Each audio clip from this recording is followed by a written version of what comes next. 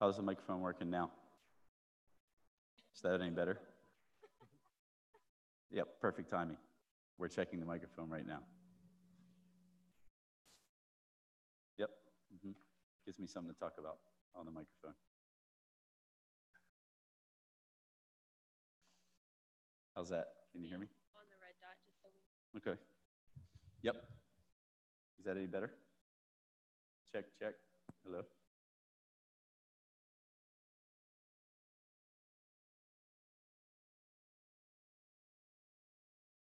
Yep. How's that sound? Is that better?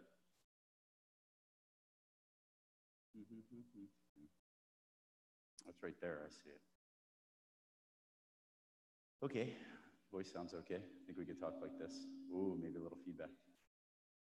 Try to do that a little bit. I'll try to talk in my normal voice, which is not that normal. Thanks. How's that?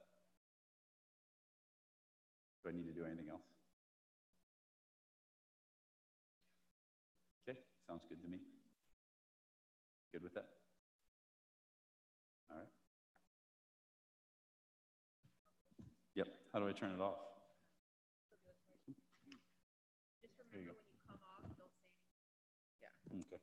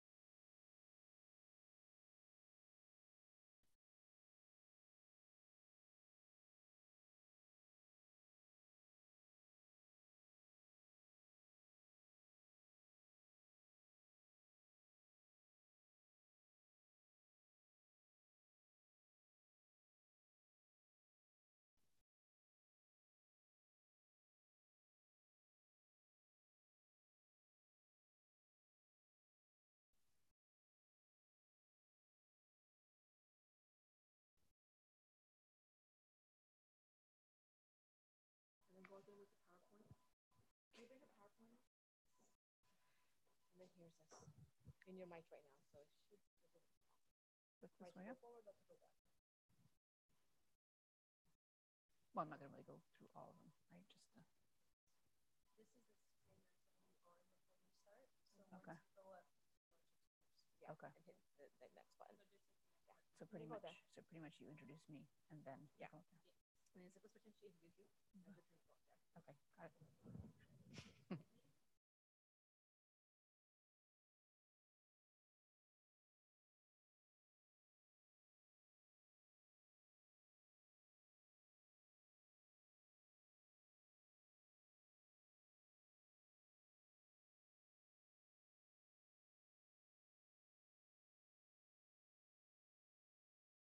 Innovate what's in your way.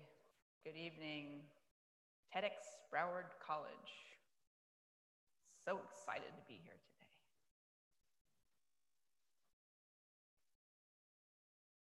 What's your problem? Down. We don't want to give it all away. Okay, got it. Whee!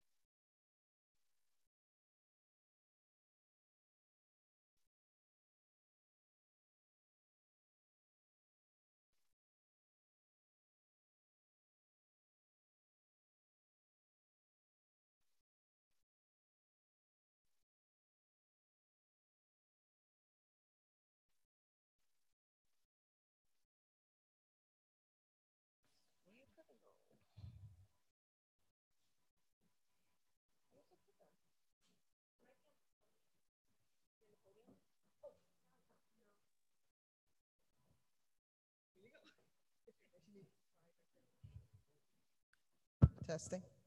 1, 2, testing.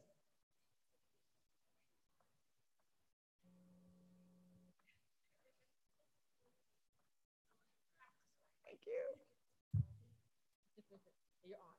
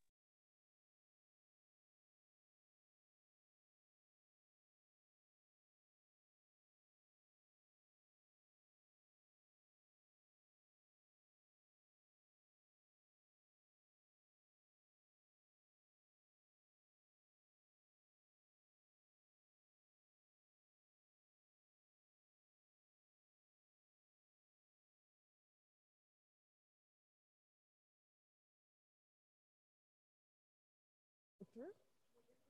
I think you're next.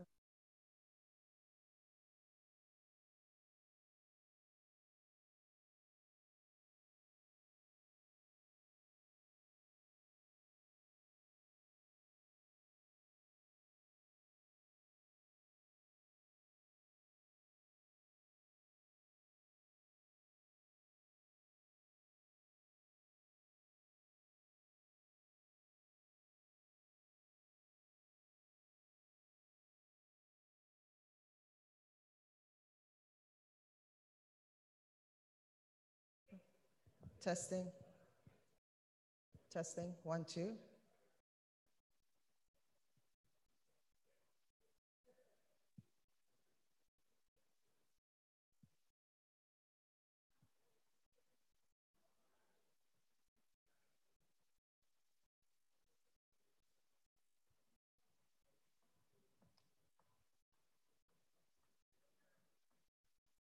Set. Okay.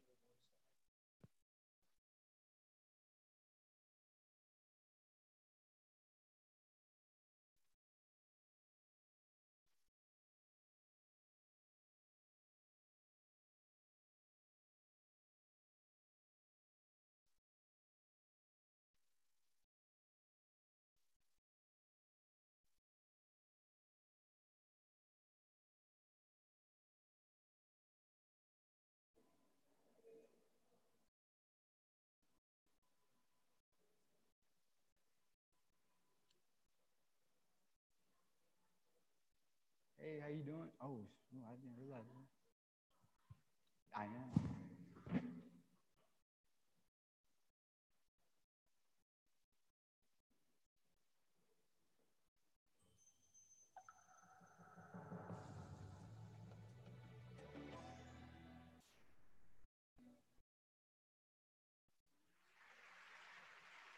So I'm not cooking. I keep forgetting.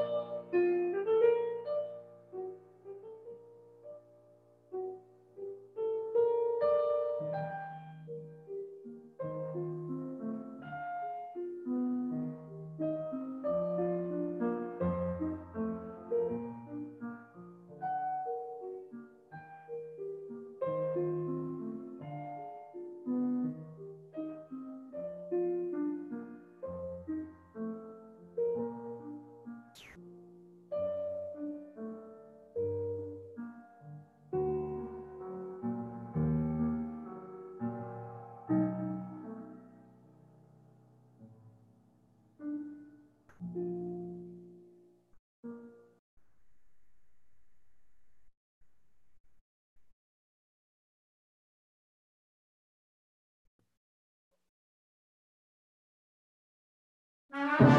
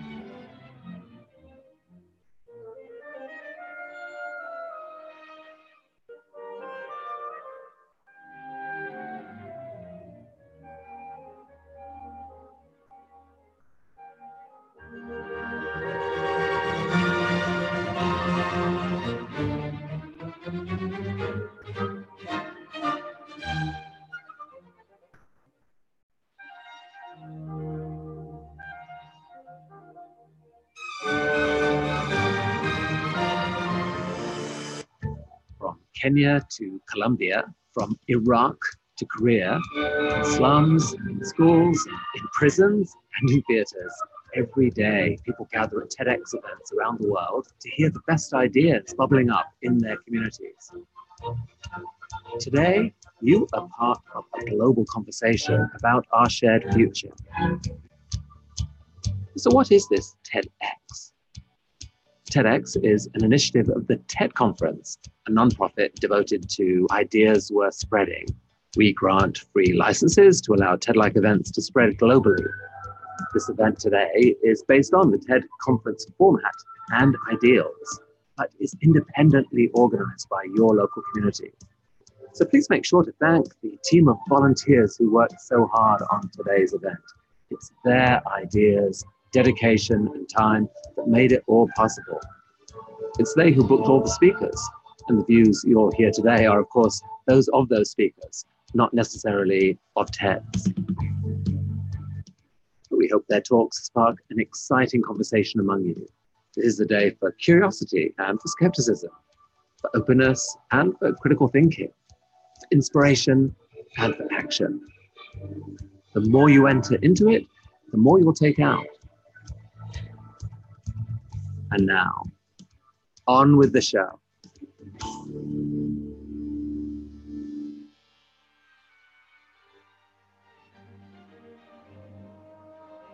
All right, how's everybody doing?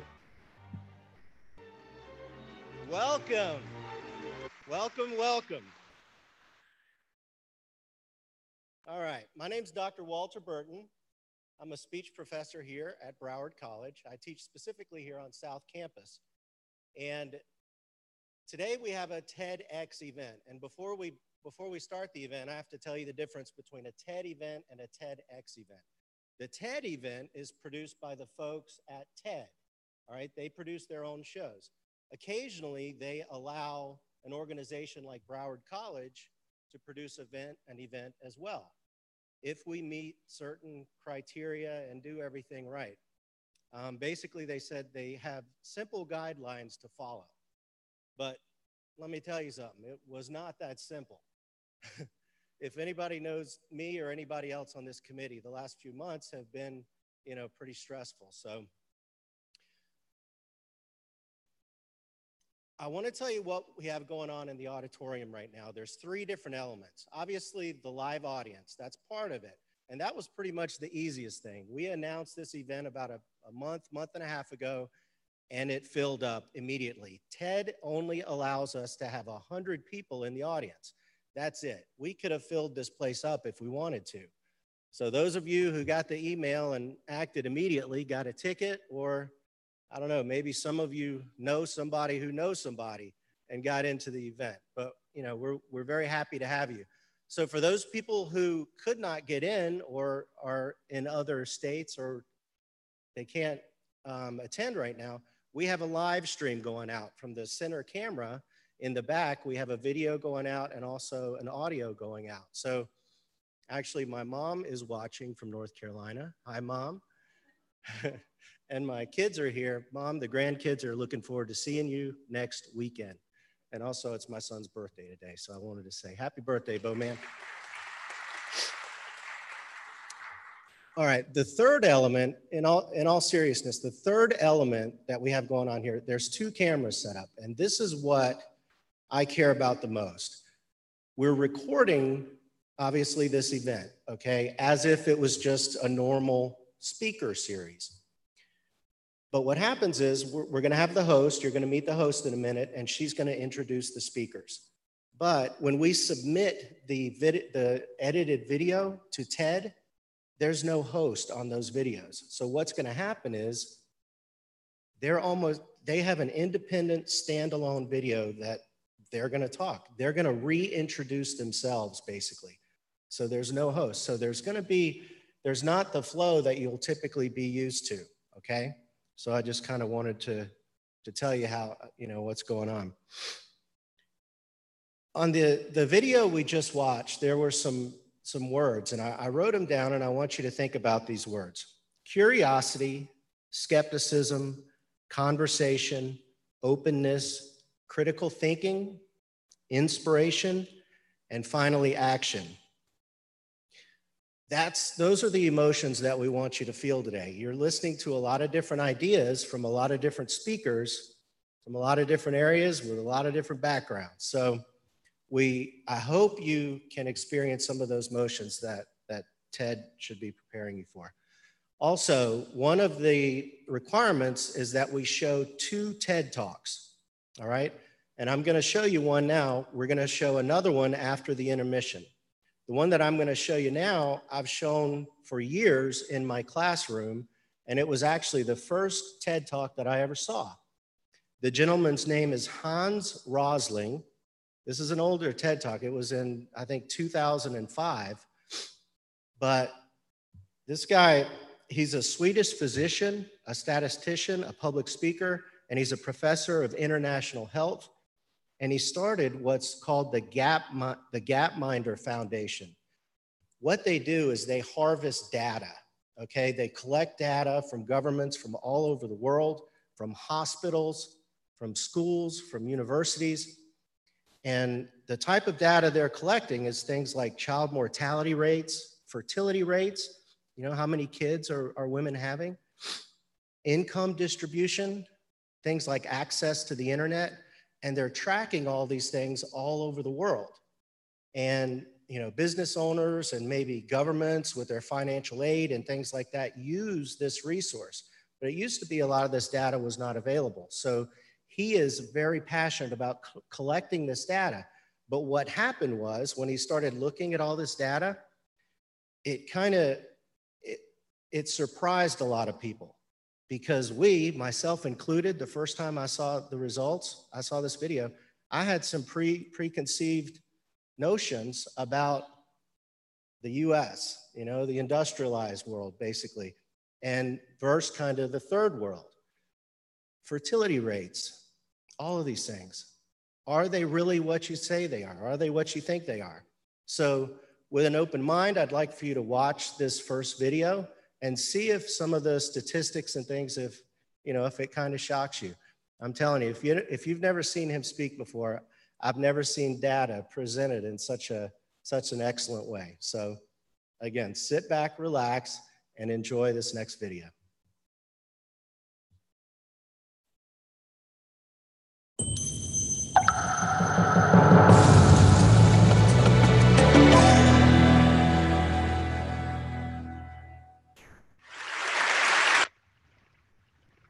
About 10 years ago, I took on the task to teach global development to Swedish undergraduate students. That was after having spent about 20 years together with African institutions studying hunger in Africa. So I was sort of expected to know a little about the world. And I started in our medical university, Karolinska Institute, an undergraduate course called Global Health.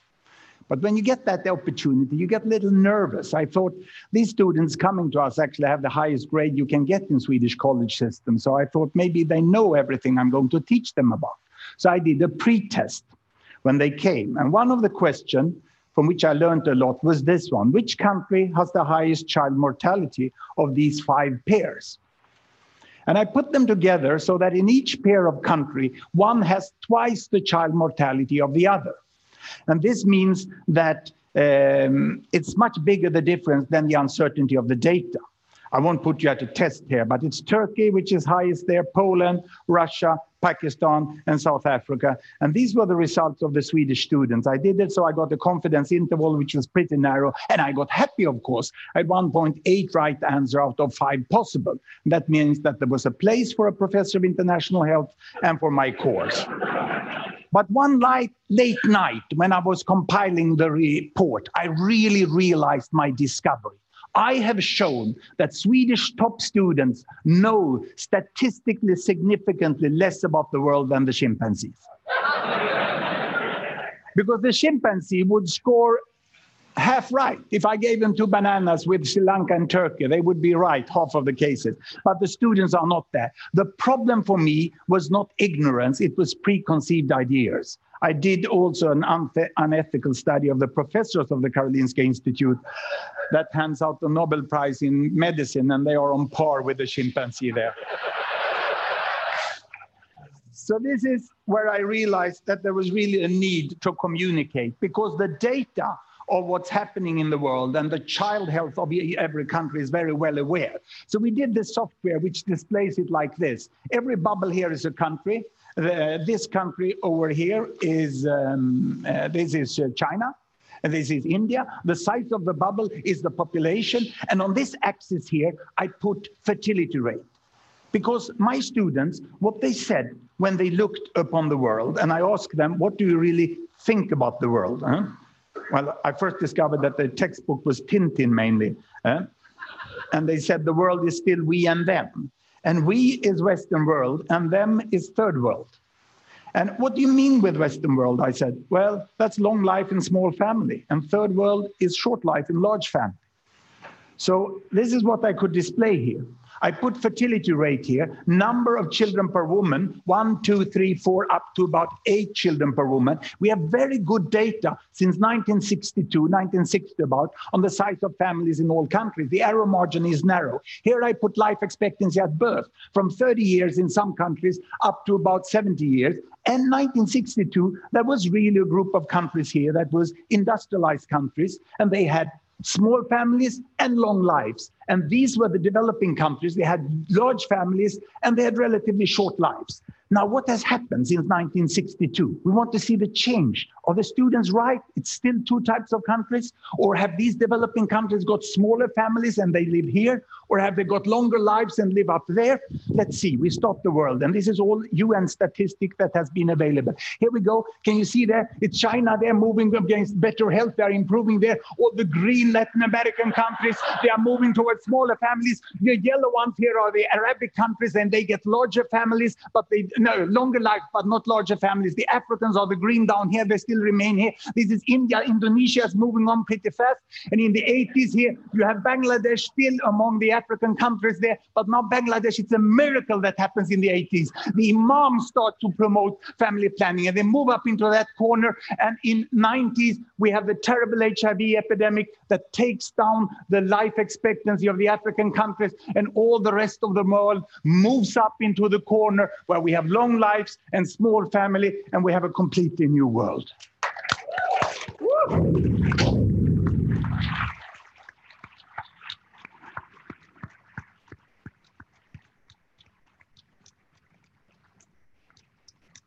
Let me make a comparison directly between United States of America and Vietnam.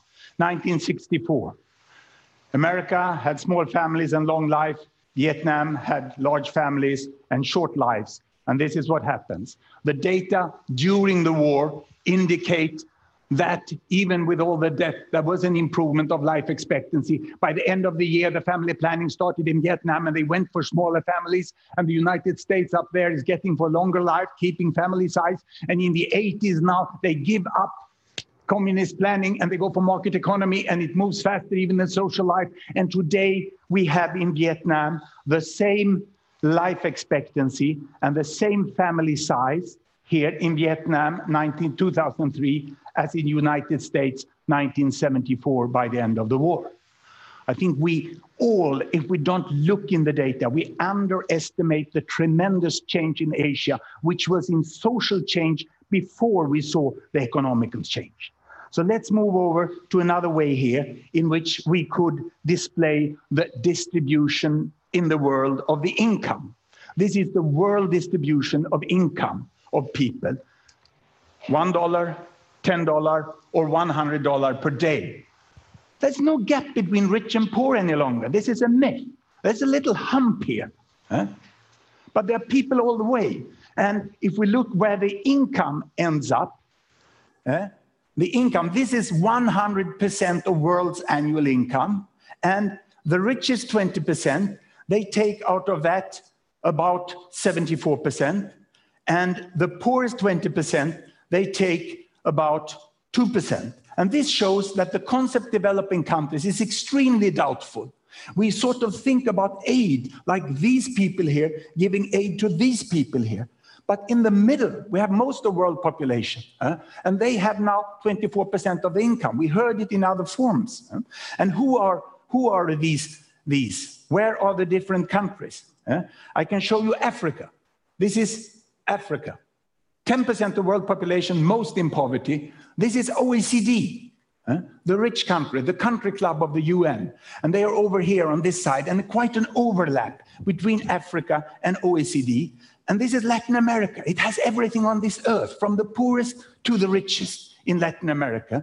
And on top of that, we can put East Europe, we can put East Asia, and we put South Asia. And how did it look like if we go back in time to about 1970? Then there was more of a hump. And we have most who lived in absolute poverty were Asians. The problem in the world was the poverty in Asia.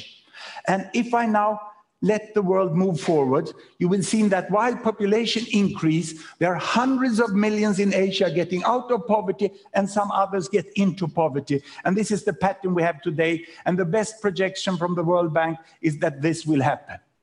And we will not have a divided world. We will have most people in the middle. Of course, it's a logarithmic scale here, but our concept of economy is growth with percent. We look upon it as a possibility of percentage increase. If I change this and I take GDP per capita instead of family income, and I turn these individual data into regional data of gross domestic product, and I take the regions down here, the size of the bubble is still the population, and you have the OECD there, and you have sub-Saharan Africa there, and we take off the Arab states there, coming both from Africa and from Asia, and we put them separately, and we can expand this axis, and I can give it a new dimension here by adding the social values there, child survival. Now I have money on that axis, and I have the possibility of children to survive there. In some countries, 99.7% of children survive to 5 years of age, others only 70.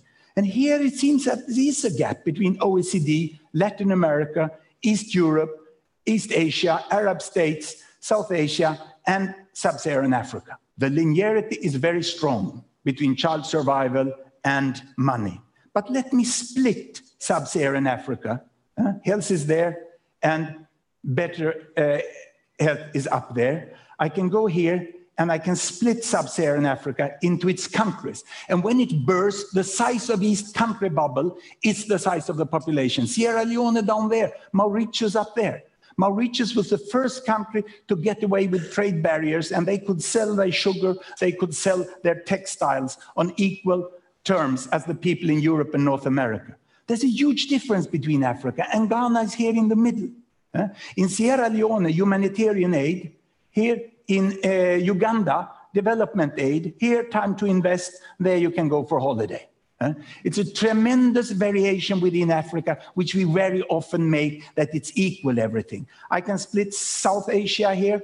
India is the big bubble in the middle, but huge difference between Afghanistan and Sri Lanka.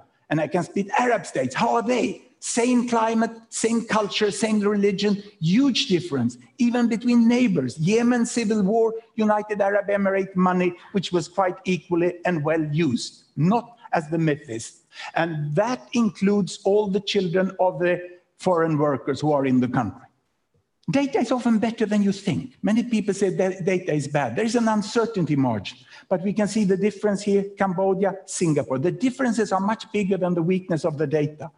East Europe, Soviet economy for a long time, but they come out after 10 years very, very differently.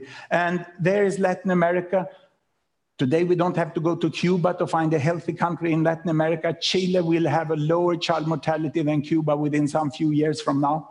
And here we have high-income countries in OECD, and we get the whole pattern here of the world, which is more or less like this. And if we look at it, how it looks the world, in 1960, it starts to move, 1960. This is Mao Zedong. He brought health to China. And then he died, and then Deng Xiaoping came and brought money to China and brought them into the mainstream again. And we have seen how countries move in different directions like this. So it's sort of difficult to get an example country which shows the pattern of the world. But I would like to bring you back to about here at 1960. And I would like to compare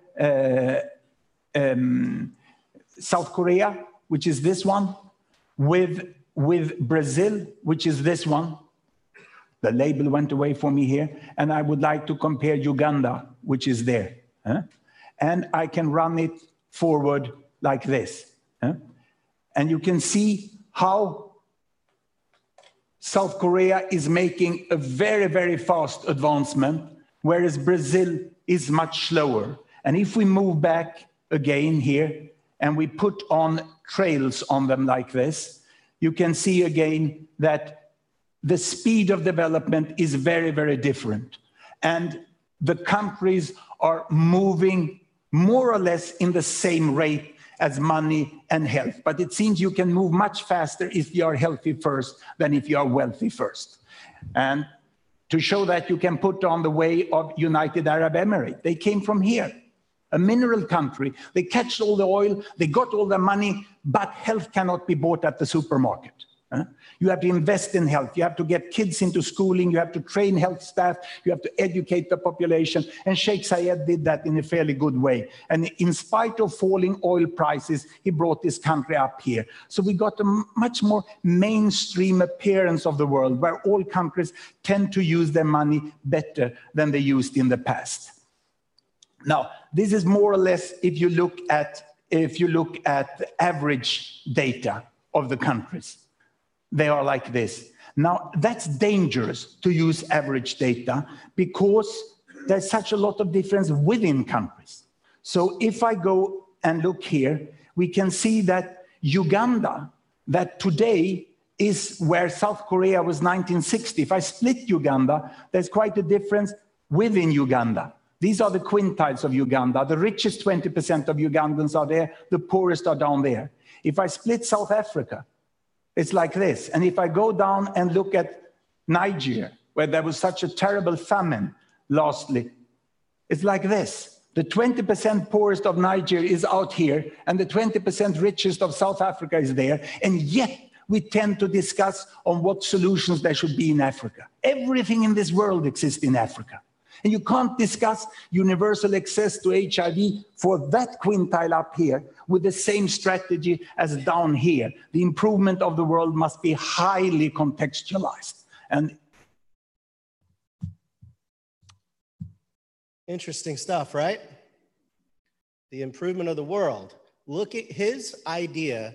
TED Talks are about ideas. His idea is we need to collect data. We need to collect as much data as possible to make good decisions. The results of his idea have spread all over the world. His talk has been viewed millions and millions and millions of times. Hans is no longer with us. He died a few years ago, but because of his idea, you know, people are making great decisions. So the final requirement that a TEDx has, they want us to have a diverse group of folks up here in front of you talking. And I think we've certainly achieved that. I'm going to give you just a quick background on a few of them. We have several CEOs, some business owners here in Broward County.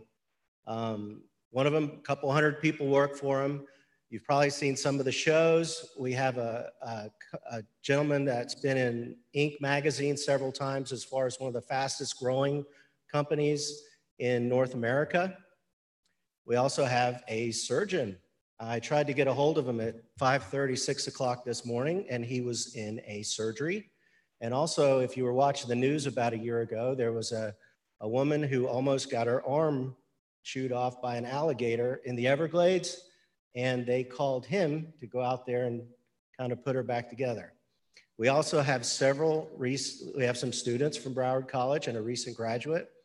And after getting to know them, I feel like in a few years from now, they're going to be the CEOs. And it's interesting to get, you know, their ideas from their perspectives. Finally, we also have a couple professors, one from Broward College here and one from FAU. And these professors have, you know, lived some unique lives, and they've taken what they've learned in their own life and they use it in the classroom to make, you know, students' lives better as well. So we're very excited about the diversity of the group of the speakers here. We wouldn't be able to do this if Broward College didn't utilize resources, make them available to us to produce this event. And Broward College has a new president, President Hale, who is very excited to create events like this. I've been fortunate enough to work underneath a dean for the last few years that he's involved in creating events like this again and again and again. They're both looking to create student involvement and reach out to the community. So I want to introduce you to one of the deans here. His name is Henry Mack.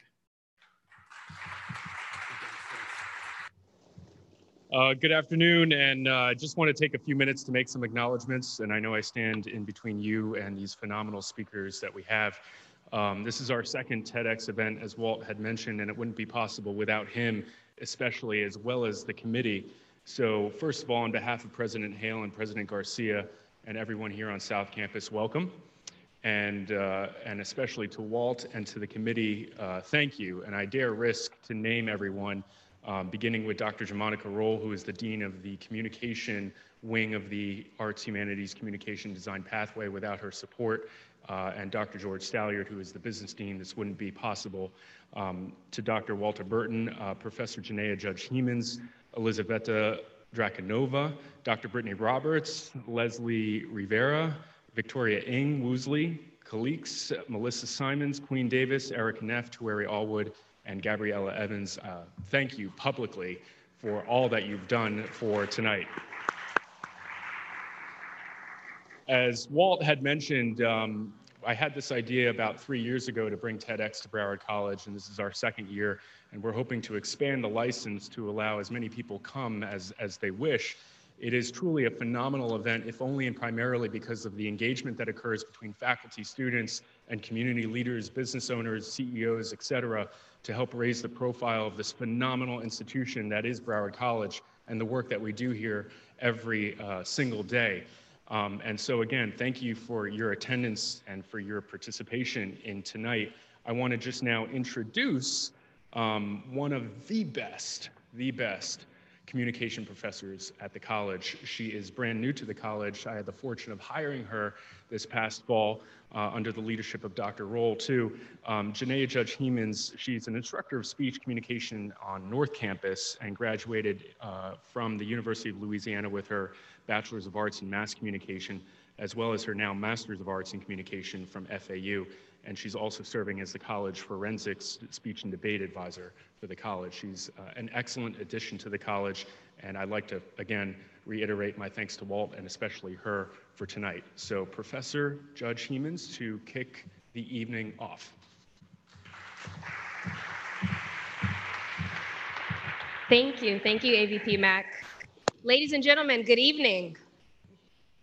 Yes, tell me. Okay, I'm very excited to be here. I'm very excited for you guys to see what we have prepared for you. For those of you who don't know, we are streaming live on YouTube right now. So hello and welcome to our virtual audience as well. I'm so excited to be here for this TEDx Broward College event.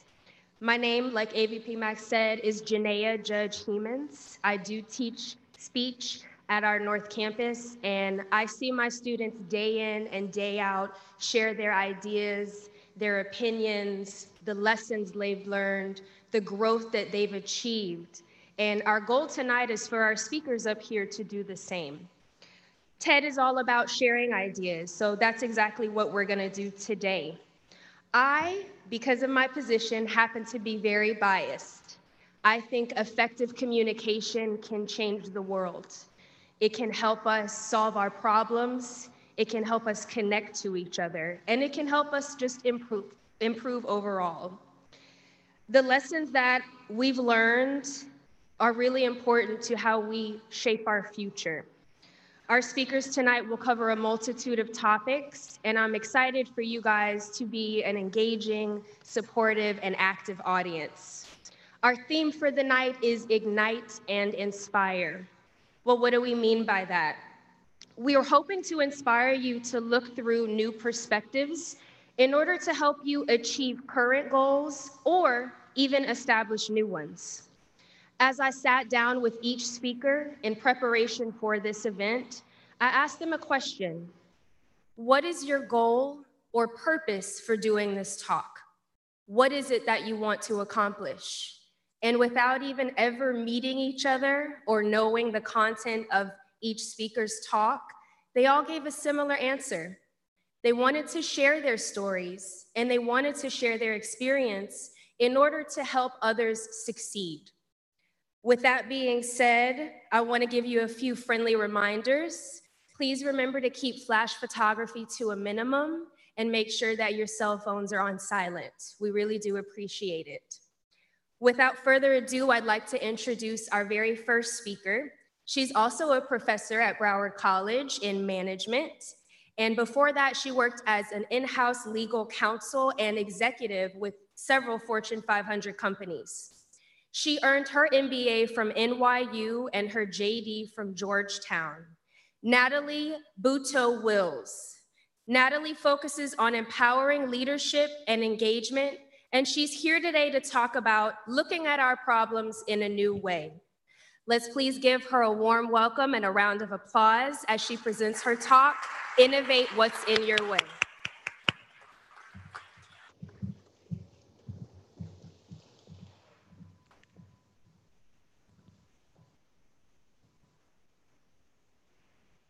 I have a question for you. I have a question for you. What's your problem?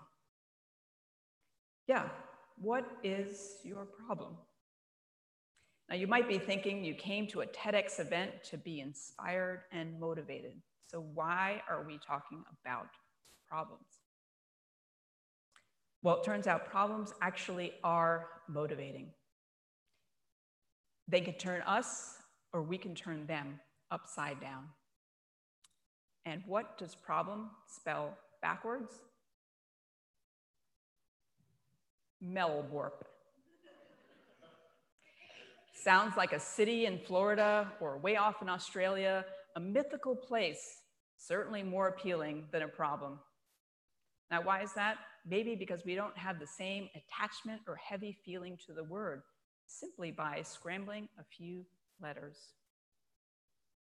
So if we look at problems in a different way, could they actually be the way?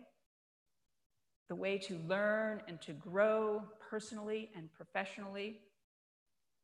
Problems fuel creativity and innovation. Most inventions have been responses to a problem or to an issue.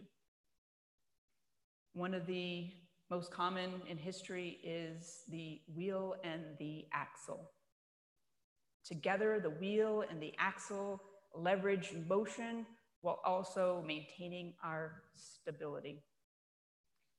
Wheels have carried people in carriages across Maine, and people in cars and planes and trains. And then there are the wheels in our minds. For those challenged with walking, there are chairs with wheels, and sometimes wheels get stuck, like in sand, like in life. So voila, even a beach wheelchair was invented with bigger plastic wheels, making it more accessible to enjoy the sea. So much machinery is powered by wheels. There are microwaves that go round and round, elevators up and down, and again, those mental wheels in our minds. Technology is designed to help make life easier, to support our wellness and well-being, and it's up to us to use it productively. Computers are a daily tool on our desktop, laptops, phones, and what do computers do? They compute. Compute formulas, and what are formulas? Formulas are, once again, problems. A problem is basically a question. And we delight in asking Siri and Alexa our questions. And the better we formulate the question, and that's important, the better the responses that we get. So I'll find myself looking at the phone and asking what used to be basic math questions that I could do in my head, or directions for something that's close by. So it says 300 feet away. Let's see, is the arrow pointing this way, or do I move my feet that way? Or wait a second, is it right there in front of me? Technology allows us to work faster, go faster, move faster. So people want more and expect more. And they say, if you've heard, mo money, mo problems. Because sometimes the more we have, the more there is to manage. And yet, in business or for entrepreneurs or service providers, maybe it's the other way around. Mo problems, mo money. Because products and services are made and marketed to address people's problems. That's what they pay for. Welcome to the Shark Tank, where everyday people create problems and solutions because maybe in their life they've experienced a challenge or something that they couldn't find out there that they needed, so they came up with something. And now they successfully sell that to other people who share that need. So what do we need? Necessity is the mother of invention. And we are the fortunate offspring. We grow as conscious consumers, and people are more aware of corporate social responsibility, and social entrepreneurs take on problems on a bigger scale, showing that innovation is about better solutions in the what and in the how. So yes, it's possible for leaders to create win-win situations where purpose and prosperity do coexist. And yet we hear these terms, and sometimes it seems like entrepreneurship, innovation, and leadership are about these grand examples that we read about or hear about. And yet, problem solving is a valuable skill, yes, in business and also in our lives. We are entrepreneurs and innovators creatively navigating our lives every day. We have thousands of thoughts a day. We have questions and answers and solutions all the time. We're actually mastermind problem solvers without even realizing it. And maybe that's why mindfulness and meditation become so powerful and popular, because it helps to realize the magnificence in our mind, in our hearts, in our spirit, and beyond.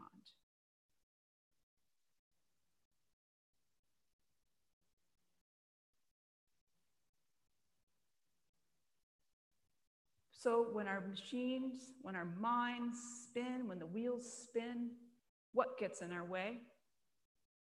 And how do we navigate and create around those challenges?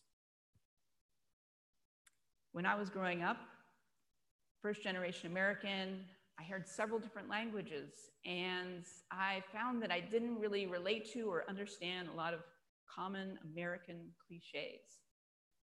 So I decided, or started making up my own funky phrases. And when I had challenges with focus or concentration, or maybe challenges on the outside, it made me more imaginative on the inside. Growing up in the family business, it wasn't fun as a kid to work on weekends or get up early and feel like I was missing out on what other kids were doing. And yet later on, I realized that those were some of the early challenges that I learned from, early life lessons in business and dealing with people.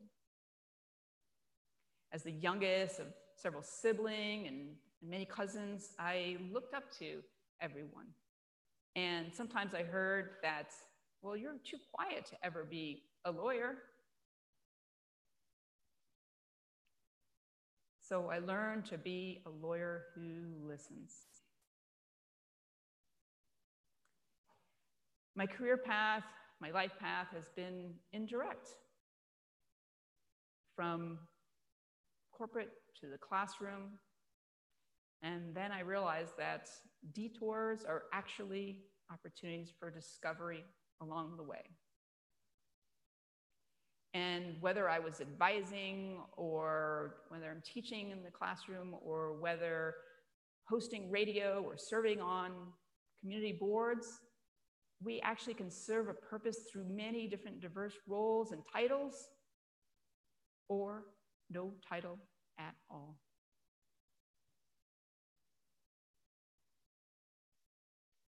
So how do we innovate ourselves and our situations? Sometimes it seems like there is no way, and innovate sounds like no way. And yet problems will fuel the wheel to turn of thought and motion, creating the friction over the fiction that we can't. And as we encounter walls, we can keep pushing against them or step back, step aside, look around them, go through them or above and beyond them. Because the juice is in the journey. And as we shake it up, there's more particles and pulp that appear. So patiently we pause and it settles. And we can distill and savor the sweetness. So again, what's your problem? What gets in our way?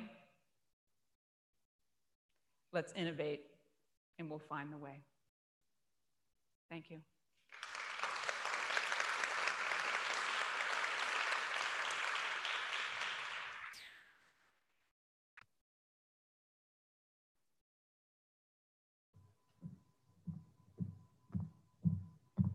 Okay, thank you, Natalie.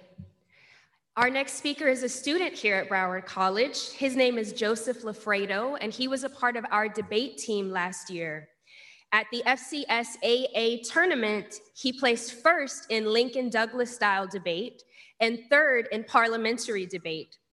Even more important than that, Joseph has made it a point to be a mentor and a debate coach assistant for students in elementary, middle, and high school. He believes that debate is one key to unlocking the voices of students everywhere. And today, he'll share the power of debate's impact and the many ways we can use it to improve. In his talk, The Stride in Debate. Please give a warm welcome to Joseph Lafredo.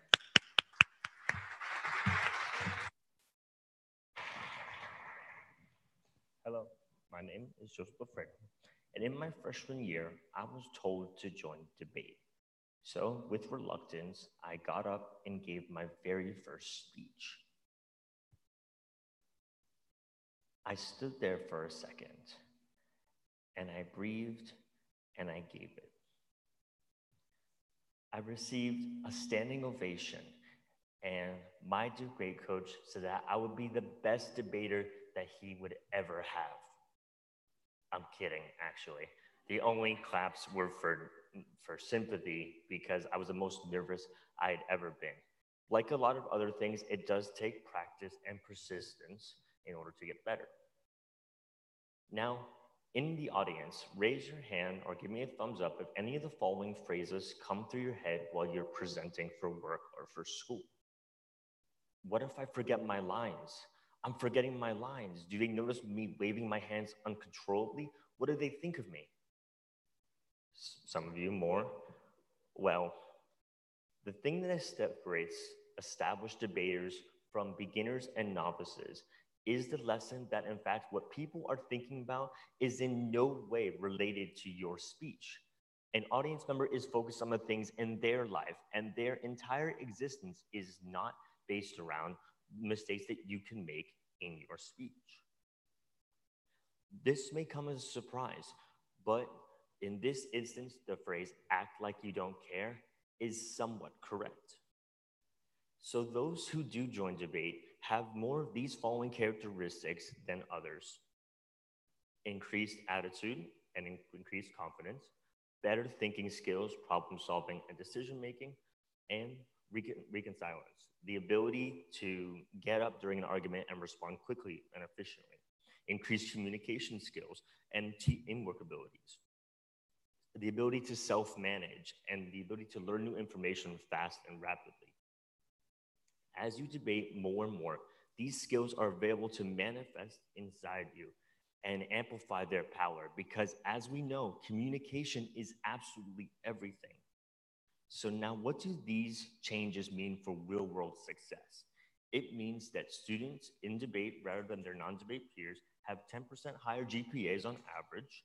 98% of students who are in debate graduate high school. 95% of those students end up going to a four-year college and university. They're more likely to get recruited to colleges and achieve more scholarships because of it.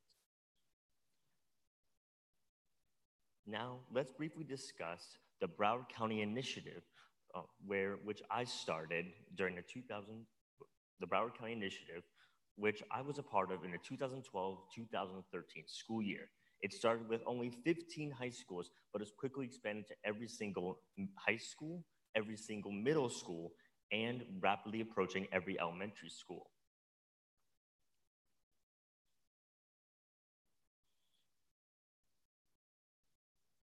Those pauses.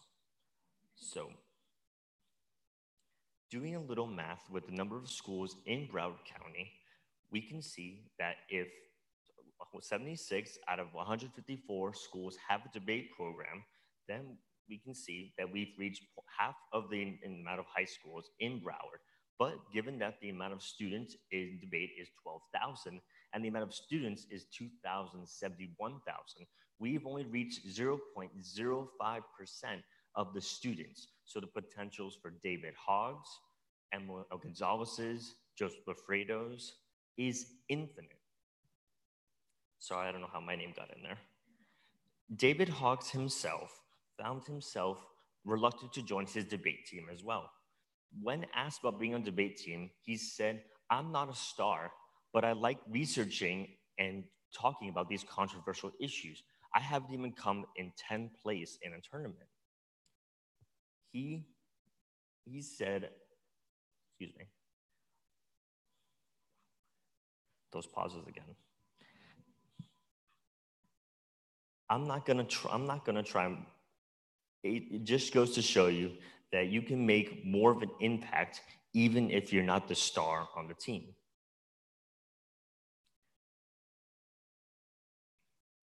Pauses again.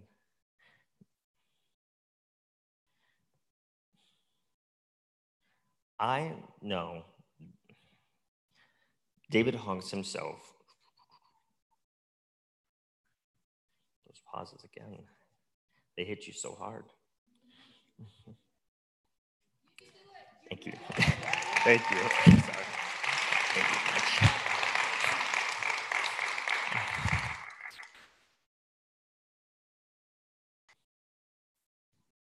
So another student on the debate team, along with David Hoggs, said that I know that this environment will give my students the opportunity to discuss controversial issues in a safe environment where they don't have to worry about being judged for their opinion and they can safely discuss.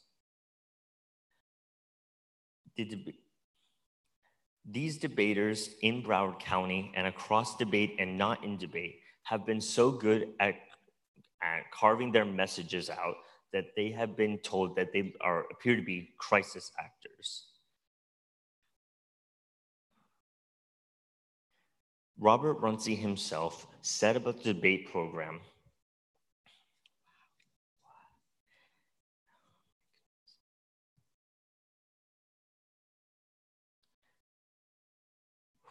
I do apologize.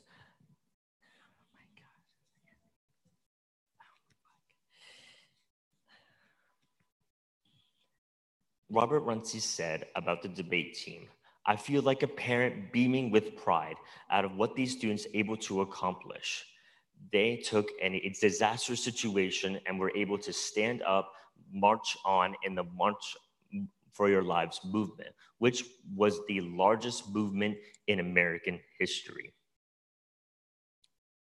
David Hoggs positioned this march, positioned his fans in order to get this largest march moving, even though political commentators and political coordinators on the news turned the TV on to see them say, "These students cannot plan a march because they are unable to get people together on social media." Yes, the generation raised on social media is unable to plan a march against a common threat where we plan get-togethers where at least one person hates at least one other person in that group.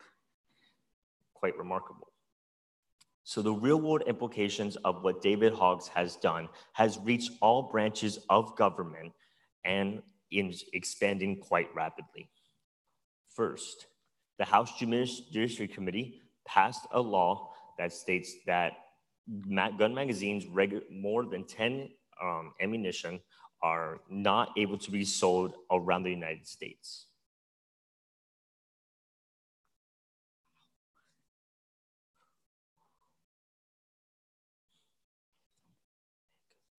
Seem to find the right note card. Apologize.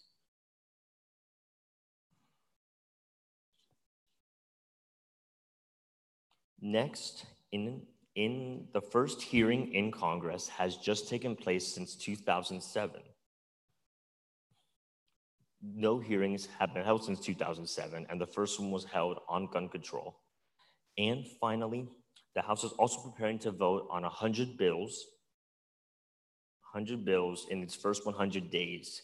And with these actions being taken in state, federal, and federal government, we can see that the impact that David Hoggs has made on his debate team and in our country is quite remarkable. So with these skills coming from what you can get as a good debater to David Hoggs becoming a member in his debate program with the initiative that Robert Brunson has started, we can see that other students may follow in his footsteps and start the next movement. And because of the multitude of issues that we face, the next one isn't too far of a reach for those ready to take debate in stride. Thank you.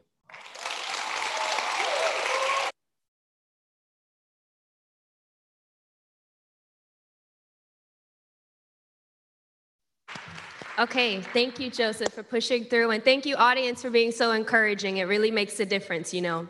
Thank you, yes. All right, I would like to introduce our next speaker now, Chris Palermo. Chris founded his own company, Global Communications Networks, in 1997. And through his methods, which he'll discuss further, the company has landed on Inc. magazine's annual list of the fastest growing companies for the third year in a row, right? That's pretty good. All right. His company now represents more than 150 service providers worldwide and has amassed great continued success. Chris will be sharing some of these methods that have helped him succeed in his talk titled Task-Oriented Workforce. Chris Palermo, everyone.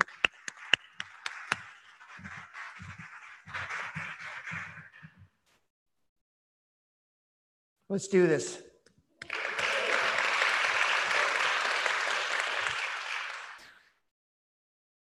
It was an April morning, 1997.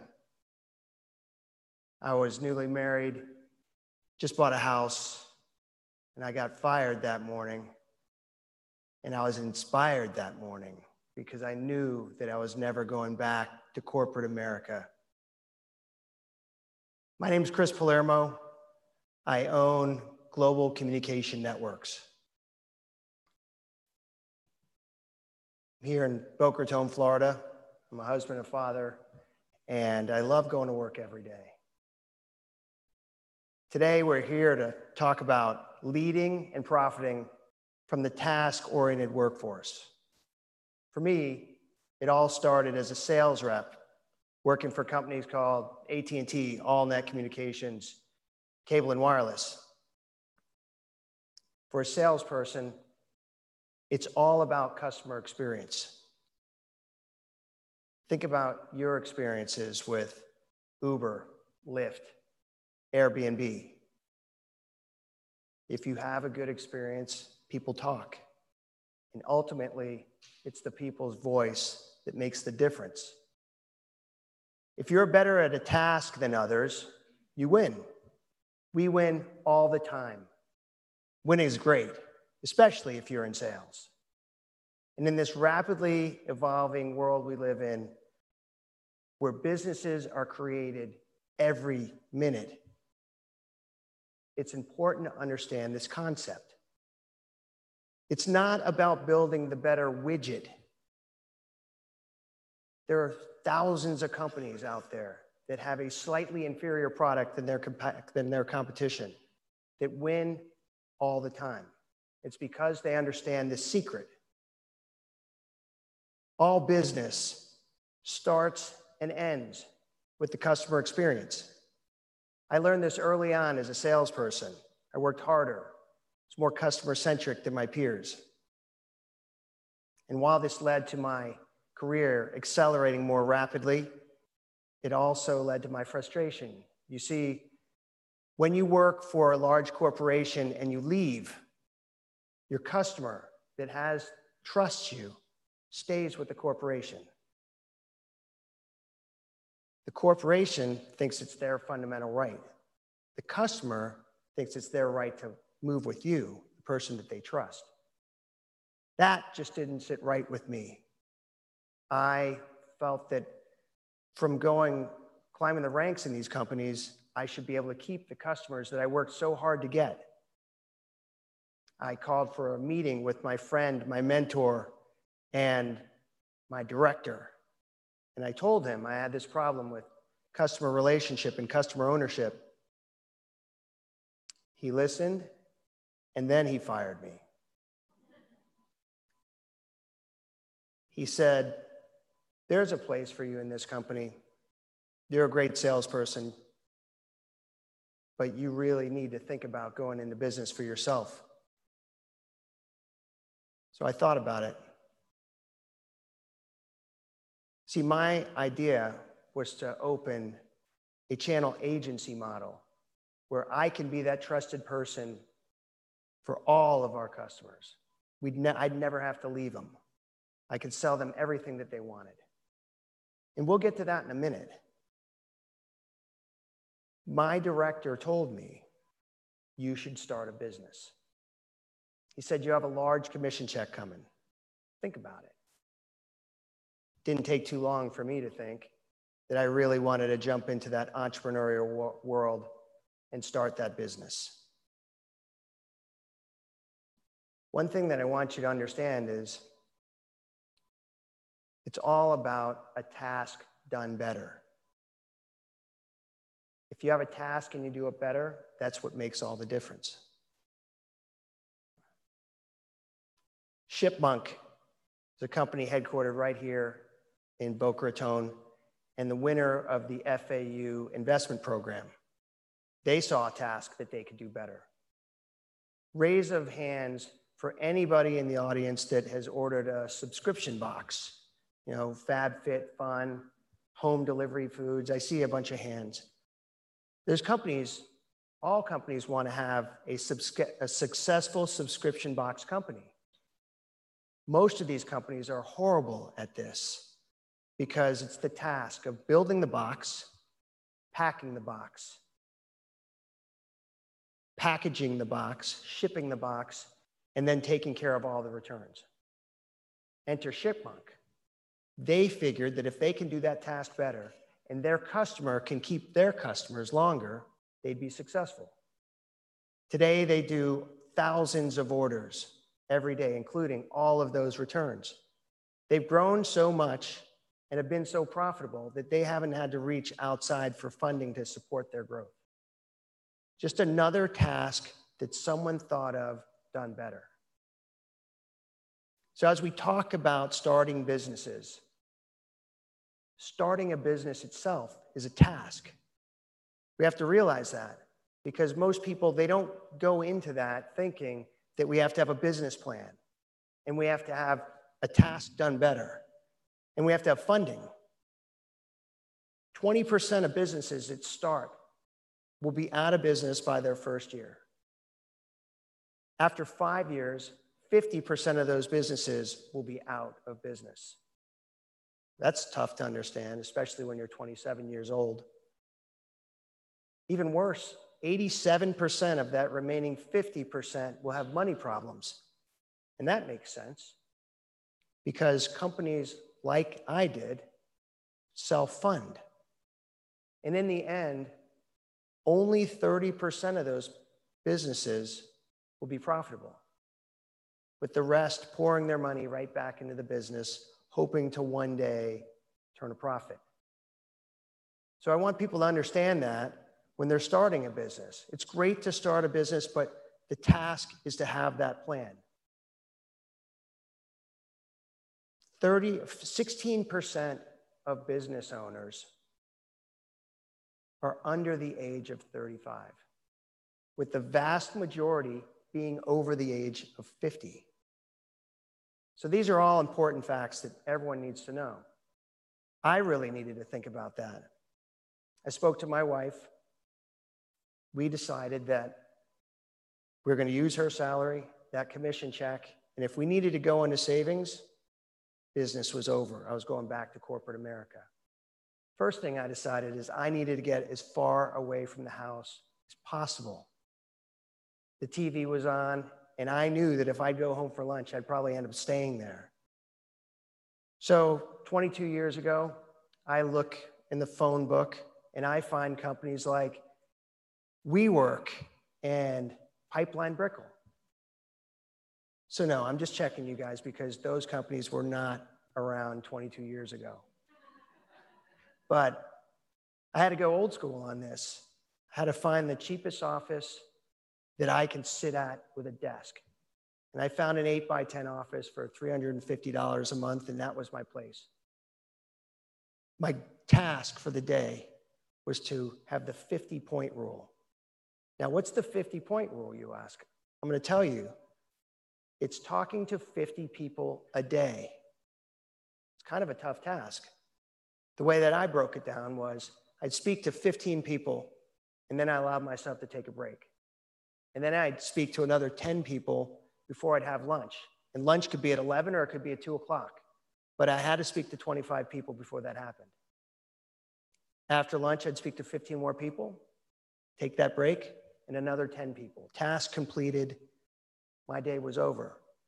The goal for the year was to sell $100,000 in monthly recurring revenue or $1.2 million in annual. I did this every day for a year. I came in almost double my goal, $185,000, almost $2 million for that year. And I knew I had a thriving business. I set my appointments, I made my calls, and I closed a lot of sales. One thing to understand when you're making those calls is it takes 18 phone calls just to connect to one possible prospect.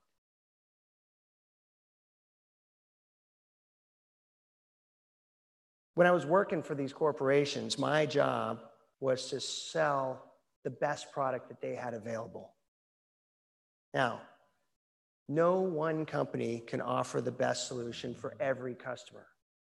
It was always maybe a little bit the right fit, and I can make it work, kind of put that square peg in the round hole, but it was never the right fit. I wanted to start a business that I could bring in the vendors from all over the United States and all over the world and make sure that I had the right fit for that customer that trusted us.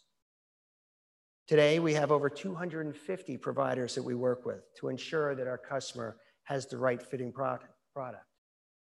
HubSpot says that customers are only the right fit about 50% of the time for what is sold to them.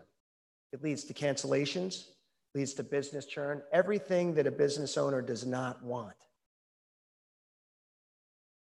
So I don't know if there's people out there where you start in one business and you retire in that same business. My parents did that. A lot of my friends' parents did that. But those days are quickly ending because those jobs are now being taken up by tasks. It's called the gig economy.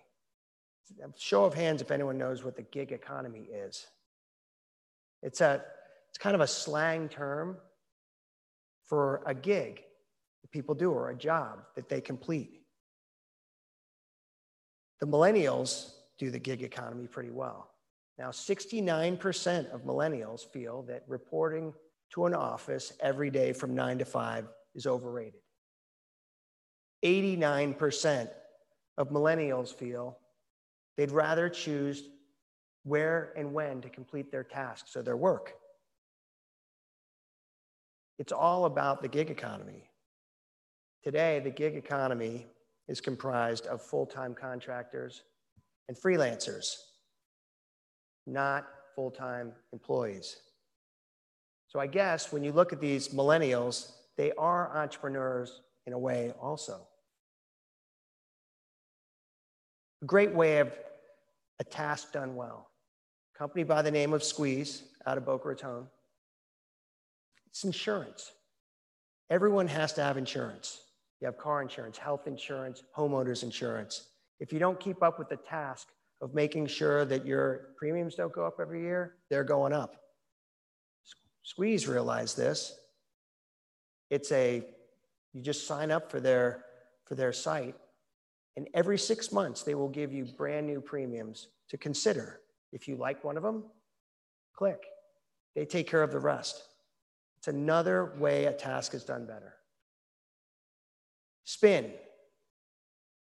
I don't know if any of you have seen that spin, but 500 million rides will be taken this month for under 3 miles.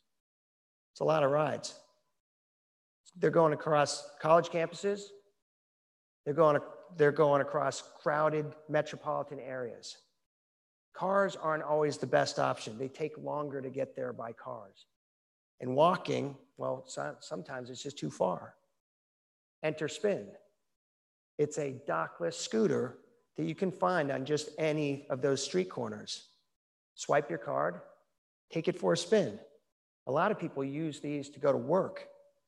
The task that Spin got better was you don't have to bring that scooter back to the docking station when you're finished. Just leave it where you're finished. It's another task done better by Spin. They were just sold to Ford for $100 million. So how did my company do 22 years later? Well, we've been profitable every year. We've grown every year. We've been on Inc. magazine list of fastest growing companies 3 times. My team is now all task individuals, and they're the best at doing their task. If it's a salesperson, it's their task of customer relationship. If it's a project manager, it's the task of implementation. All our tasks are world-class. So as a business owner, I figured maybe I can help other businesses do their tasks better. So I've invested in some companies. I mentioned Squeeze earlier. Another one is Rapid Scale out of Irvine, California. Their task is fixing broken computers. A lot of companies, they hire full-time individuals. It's very expensive to set up computers, load all of the licensing in the computers, fix them. Rapid Scale does it in the cloud. It's a small cost per month to do this for people to have their computers working all the time. They were just sold for a very large multiple that I'm happy to say. But it's not about me. This is about you and what tasks you're thinking that you can do better. The owners of Uber, or the guy that started Uber, he figured out that archaic way of doing a ride, of having a ride. There's so many times that I've listened to people say, gosh, I had that idea 5 years ago, but they don't do anything with it. You should write down all of these ideas, these tasks that bother you, that you think that you could do better. Do this for 30 days. After 30 days, go back to that list. Look at those things that still bother you. Talk them over with your friends. If you have any questions, I'll be here afterwards to answer some of them. But it's been a pleasure to talk to you tonight. Thank you very much.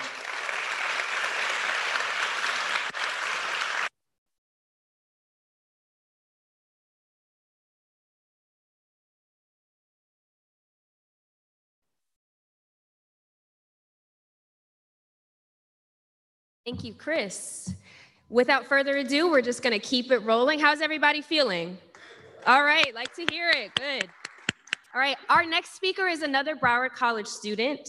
This is actually going to be her last semester. She's graduating with her Associate of Arts this semester. Let's give that a round of applause.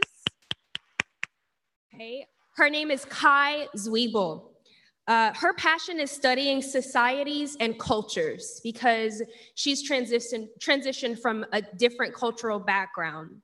After she graduates from Broward, she plans to pursue a degree in anthropology.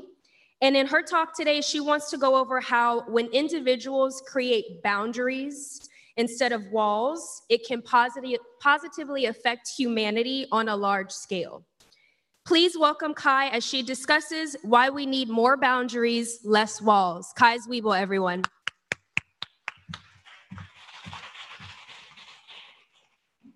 you hear me? Awesome. Hi, everyone. I'm right before the intermission, so good job, y'all. Hang on, actually, 1 second. Don't go anywhere.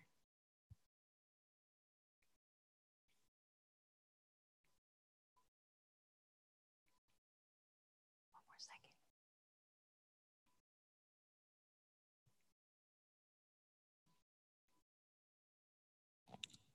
Sorry.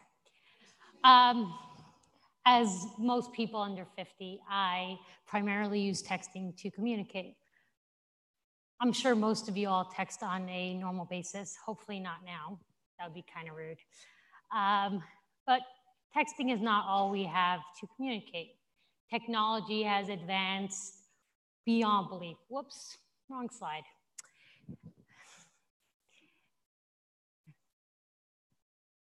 We have so many options these days on how to communicate. Has anyone faxed anything recently? I tried to do that a few days ago. I'm still not sure if it went through or not. But we really could do almost anything. Except time travel. Why can't we time travel yet? Where are the CEOs who are working on that? I need time travel in my life. Not for every day, just once. I need to go back 5 years ago to this day. I want to meet my past self. Shake our hand, say, hi, I'm Kai. Watch her try to figure out who I am. See, 5 years ago, I looked like this. I was preparing to marry a rabbi. My mother had met him on her friend's staircase and decided that he would be the perfect match for me. I met him 8 times, and I was going to spend the next 80 years with him. Every single thing I had done, every decision in my life culminated to this event when I was going to marry the first guy I'd ever dated. The plan was very simple. Get married, be a good wife, teach in a religious school, and have as many children as humanly possible. My entire world was a few square miles in Brooklyn and had even fewer choices. There was nothing for me really to do except believe and follow the course that had been set for me since I was born. Yeah, the plan didn't exactly work. It takes time, though, to realize that a plan isn't working. It takes hours, tears, and sweat, and threats, and arguments, and research, and tens of thousands of dollars to leave a toxic marriage and a community bent on keeping the marriage together at all costs. It took everything I had to create my own individual self, to leave all I knew behind. Now my world became millions of miles long and had endless of opportunities and choices. And I did it. I created my own identity, my own individual self. I created my own view on the meaning of life and where I wanted to go. Wonderful. Now what? I still had the father of my child to deal with, my parents, my grandparents, my great-grandparents, uncles, aunts, hundreds of cousins, neighbors, class, childhood friends, you get the gist. And all of them had really strong opinions about the course of my life.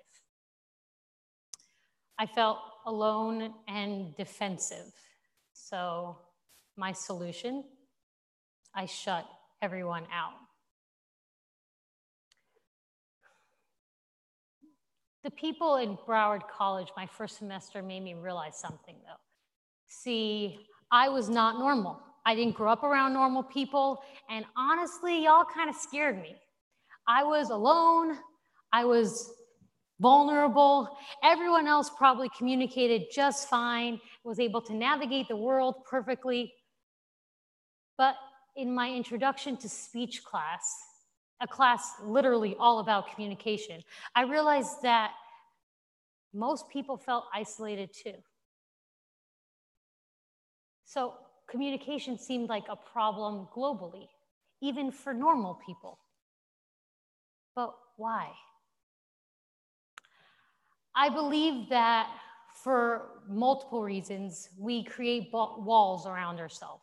See, the definition of a wall is a structure that encloses or divides an area, but we create figurative walls as well.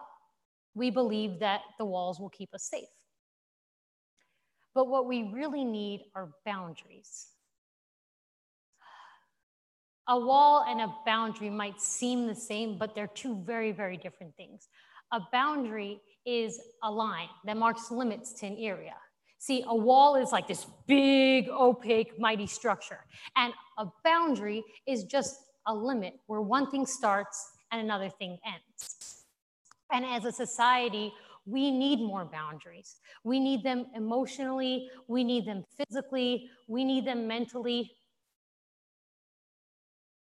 So many wonderful things happen when we create boundaries. So many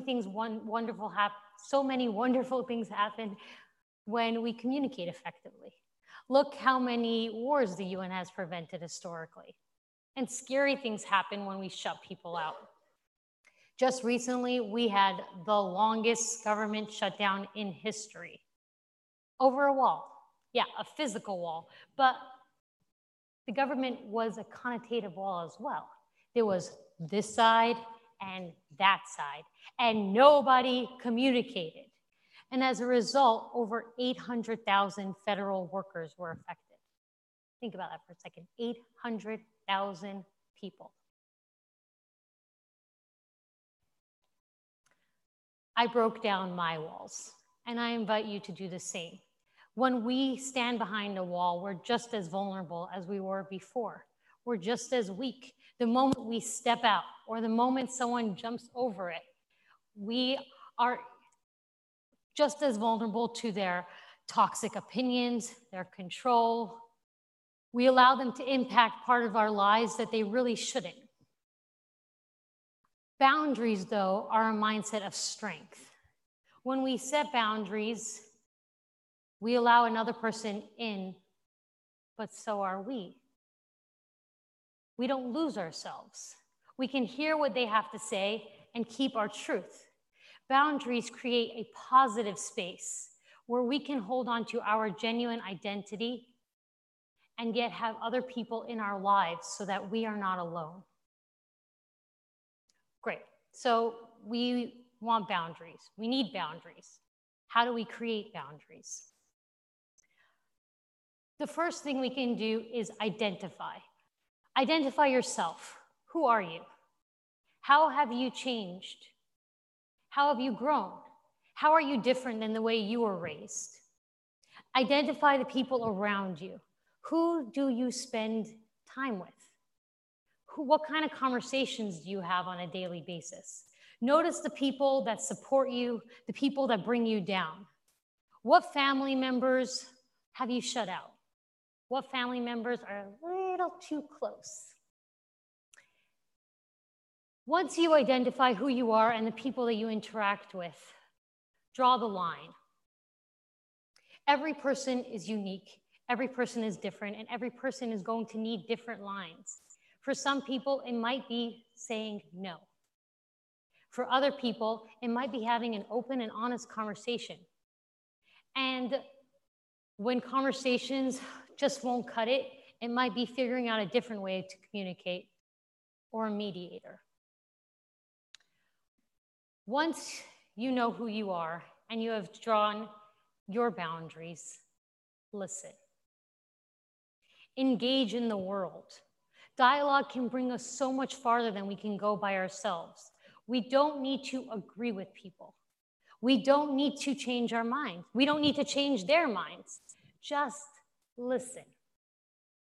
Imagine a world where we can all communicate effectively. A world where proper communication and boundaries could prevent things like government shutdowns, war, social isolation. Technology has brought us to an era where we can communicate with anyone, regardless of their gender, their race, their religion, their political beliefs, their sexuality. Every single person is important. None of us should ever have to feel alone. We need to break down the walls that divide us and create healthier boundaries instead. Thank you.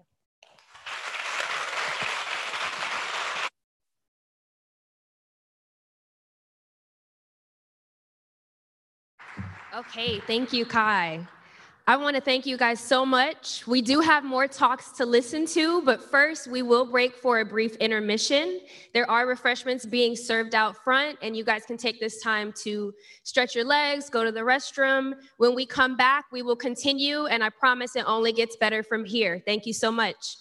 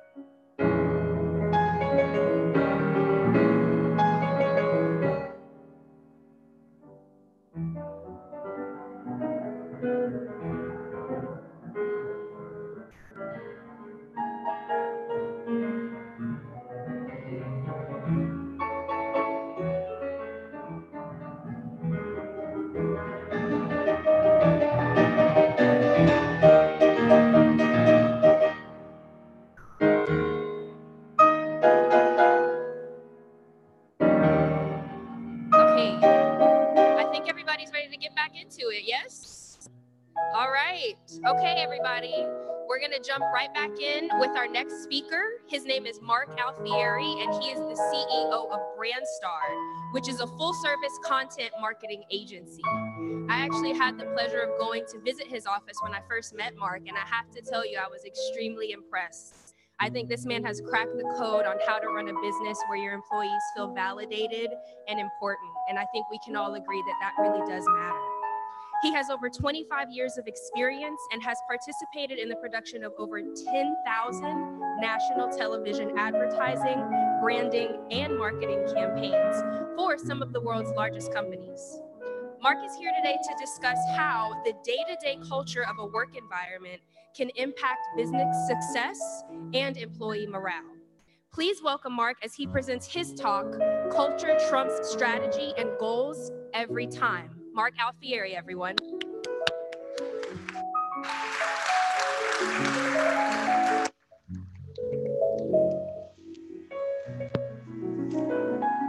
Who are you on your best day?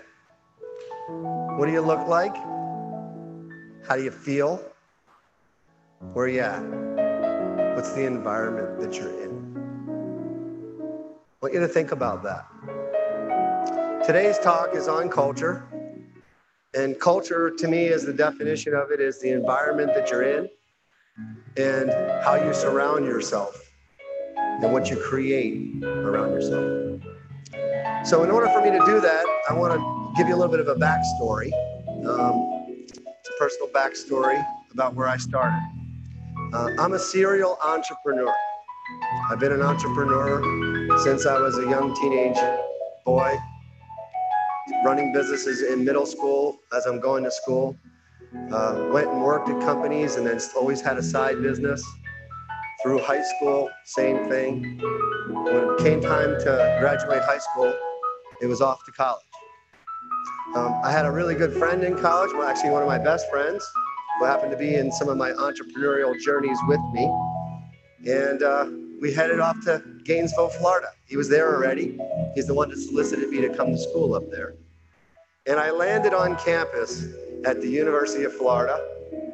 And I started this business with him immediately, out of the gate. It was a great business. We had a lot of fun doing it. But for me, business in school was a little bit of a challenge. I fell in love with doing the entrepreneurial business thing, and school not so much. Fast forward, 4 years later, it's time to graduate. At least all my friends, it was time for them to graduate. For me, looked at the transcript, 29 credits, 4 years later. So unfortunately, that was the root of some insecurity that started to build that would affect me later on. So off from college, I'm not going to stay up there at school with 29 credits when all of my friends are going into the business world. So I left and I started on my journey to work in corporate America. Went to work at some different companies and learned some things there, but always had that entrepreneurial bug. So it was time to venture out on my own again. So I decided to start a company. When I started this company, it was a good company. We did good things, but I found myself getting stuck, hitting a glass ceiling. Again, good company, but not great. What's this glass ceiling? My insecurities came rushing back in. Must be those 29 credits. Put those 29 credits in perspective. My daughter started school this past year with 43. Wow. So they're there, they're sitting on me, 29 credits. Maybe what got me here won't get me there. So I made the decision that I'm not the best man for the job. I'm gonna go and find those guys that have that resume, that corporate experience, that have built major corporations or worked at major corporations. I'm gonna call it the corporate playbook. Follow the path. So I hired 3 CEOs over the course of 12 years. And over those 12 years, I wanted to learn. That was my college. And they put the playbook in, the corporate playbook. We did good things. Each and every one of them, I learned something really, really, really valuable from. I learned what a big corporation runs like. Unfortunately, we weren't a big corporation. And no matter what we did, no matter how many people I had involved in running the day-to-day of our company, we kept hitting that glass ceiling. We kept getting stuck. We had a good company, but it just wasn't great. So I was frustrated. From that frustration, I decided, you know what? It's 12 years later. I've been to school now. I've invested my time. So it's time for me to get back in the seat. So I decided to become the CEO of my company again. And I'm moving along, but that fear is coming back in. Those 29 credits. And I'm saying to myself, what's going to be different this time? And then I had the epiphany, the big epiphany. And the epiphany was, what if I decide to do it differently? What if I throw away that corporate playbook? What if, when everybody else is doing it one way, I decide to do it a different way? What if I turn it on its head, which means is that we're going to create a culture that's driven by communication, and a culture that will affect the way that we actually hire and do our job each and every day. And so I got all excited about this culture. I went to my organization, I went to my leadership team that reported to me, and I said, guys, I got this great epiphany, but this is what I need us to do. I need every one of us here to hit the reset button, the proverbial reset button. They looked at me like I was crazy. What do you mean reset button? We've been in business for all these years. And I said, it's a reset button. I need us to change our mindset. I need each and every one of you guys to look at our company as a startup with assets. And what do I mean by a startup with assets? Well, we already have customers. We already have associates that work for us. We have building and equipment. We have all these things that are already here, but our mindset needs to be fresh. We need to act like we're a brand new company that started today. A company that is a people-first company. A company that's driven by a culture. What does that culture look like? So I said, we're going to create this culture. It's a culture of communication that works like this. Principle number 1, a culture of transparency. Principle number 2, a principle of accountability and responsibility. And principle number 3, mutual respect. How do they play out? Well, the first, culture of transparency, means is that we're going to lean in and have really good conversations with people. We're going to throw out that corporate playbook, get rid of the politics. We're going to put people first, which means that we have to have open and honest conversation with them. That's key. 2, responsibility and accountability. What does that mean? Well, we hired these associates. They have great resumes and skills, so we have to trust them. Let's trust them before we ask them to trust us. Let's give them the responsibility to do the right thing, to act in integrity when nobody's looking, and hold them accountable for the results. But trust, start with that. And 3, a culture of mutual respect. What does that mean? Well, there's going to be times where we run into conflict. There's going to be times when people drop the ball, but how do we lean into them? How do we have the conversation that doesn't take away their respect, that deals with each other to lift them up, not knock them down? We call it in our organization, we're going to confront, but it's called carefrontation, because we care enough to confront them in a way that lets them still feel valued and respected. So that was the plan. That's how we decided to go through the plan. And what's the results? We went on this journey 12 months ago, and it's pretty astounding what's happened to our organization. The most powerful part, I'll get to in a minute. We had 90 associates that were working for our organization. 12 months later, we doubled in size, just by these principles. More importantly than that, you walk through our offices today, and there's an energy, a positive energy. And why are we having this success? Because the energy exists. People go above and beyond because they feel valued. They feel a part of something that's bigger than themselves. And therefore, they give us more of themselves because we became a family from some corporate environment. We turned into that. So there's a few takeaways that I'd like you guys to think about. And those takeaways are what we call the what if effect. The what if effect. I had my what if effect, so I'd like you guys to have yours. What if you decided to do life differently? What if you decided to communicate with those exact same principles? Communicate with transparency, whether it be at home, at work, in your social environments. What if you brought your attitude and effort to everything that you did each and every day? You were a learner. You were willing to spend time engaging in conversation or learning from other people, even when they had a point of view that was different. You asked questions to gain understanding as opposed to judging. And 3 is, what if you actually just treated everybody that was around you in your environment with respect? Everybody deserves respect. If you give people respect, you're going to get respect back. People will feel value. So I'd like you to do that in your lives. I want you to control the controllables. And in your life, you can control your attitude and you can control your effort. And if you do those things and you follow those principles, you're going to have success. I'm asking you, what do you look like on your best day? Who are you? Where are you at? Are you on top of that mountain? Are you accomplishing things that you've never thought that you could accomplish before?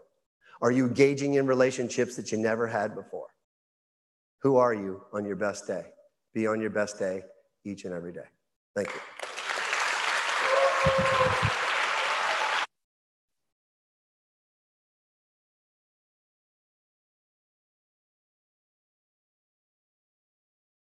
All right, thank you, Mark. You guys see what I mean? All right, so our next speaker is a very busy man because he is a surgeon. He was trained at advanced spine reconstruction at Johns Hopkins University, and from what I hear, he was actually operating on someone today at 5:30 this morning. So we're happy to have him with us. Dr. John Malloy specializes in the treatment of cervical, thoracic, and lumbar spine degenerative conditions. His talk will be concentrating on new technologies and techniques in surgeries for spinal injuries and disorders. His techniques, involving new, less invasive technologies, continue to change lives for the better. It's another instance where technology is advancing us and helping us in many ways. Please welcome Dr. Malloy as he presents Technology and the Operating Room. Dr. Malloy.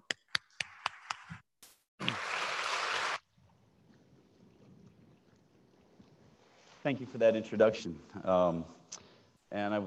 Before I get started, I got to thank Dr. Burton for the opportunity to present today in this great event, and also all of you for sticking it out on a Friday evening with us, and our friends and family who are all here today to listen to me talk a little bit about minimally invasive spine surgery. As I was listening to some of the talks leading up to this, I realized I have a pretty cool job. I get to take some of the problem-solving things that Natalie talked about in her first speech and use that every day to solve patients' problems. Joseph spoke about the importance of debating and intelligent conversation, as well as Kai talking about walls and breaking down boundaries. And Mark just talked about thinking outside the box to always be on your best every day. And and I can't forget Chris, who talked about taking a task and doing it better. And if I could summarize minimally invasive spine surgery, that's exactly what it is. It's taking a task and trying to do it better, the task of spine surgery. Now, we're on a college campus, and I thought throughout the years, I've had the opportunity to work with a lot of people and had a lot of people influence my training, so on and so forth. And you don't start out as a spine surgeon. So I started out in a small college in Philadelphia, and I started out in physical therapy school. I worked with a physical therapist named Bobby DeLulo. Bobby taught me that taking care of patients is probably one of the greatest gifts to be able to help people with their problems on a daily basis. And along the way, that's what I've been fortunate to be able to do. We get to help patients solve their problems. We get to help them feel better. And we've been challenged with the task to find better ways to do that along the way. So anatomy, though, hasn't changed. Anatomy has stayed pretty constant. New books come out, but it's still the same anatomy inside the books. One of the things that we learned as a physical therapist was the importance of core strengthening and flexibility for your spine to help maintain a strong spine. And probably many of you know that, the concept of yoga or Pilates or core strengthening to help try to avoid surgery. So then I go forward and go from being a physical therapist to a surgeon. And now I'm told, well, if that doesn't work, we'll do the exact opposite. And we'll take those muscles that you took all that time strengthening, and we'll take that flexibility, and we'll just kind of cut through those muscles and destroy them. And we'll fuse the spine in the process. So there was definitely a conflict there in the whole process of spine care that I had a lot of difficulty trying to resolve in my own mind. And I realized as time goes on, people don't evolve as fast as our techniques do. So while the anatomy stays constant, it's our techniques and our surgical skills that evolve. And over time, all surgical techniques need to evolve to become less invasive. So we use this term minimally invasive spine surgery, which I don't really like. If you look at the definition of minimal, it says barely adequate. And I don't think anybody would like to entertain the idea of having barely adequate surgery or seeing a barely adequate specialist.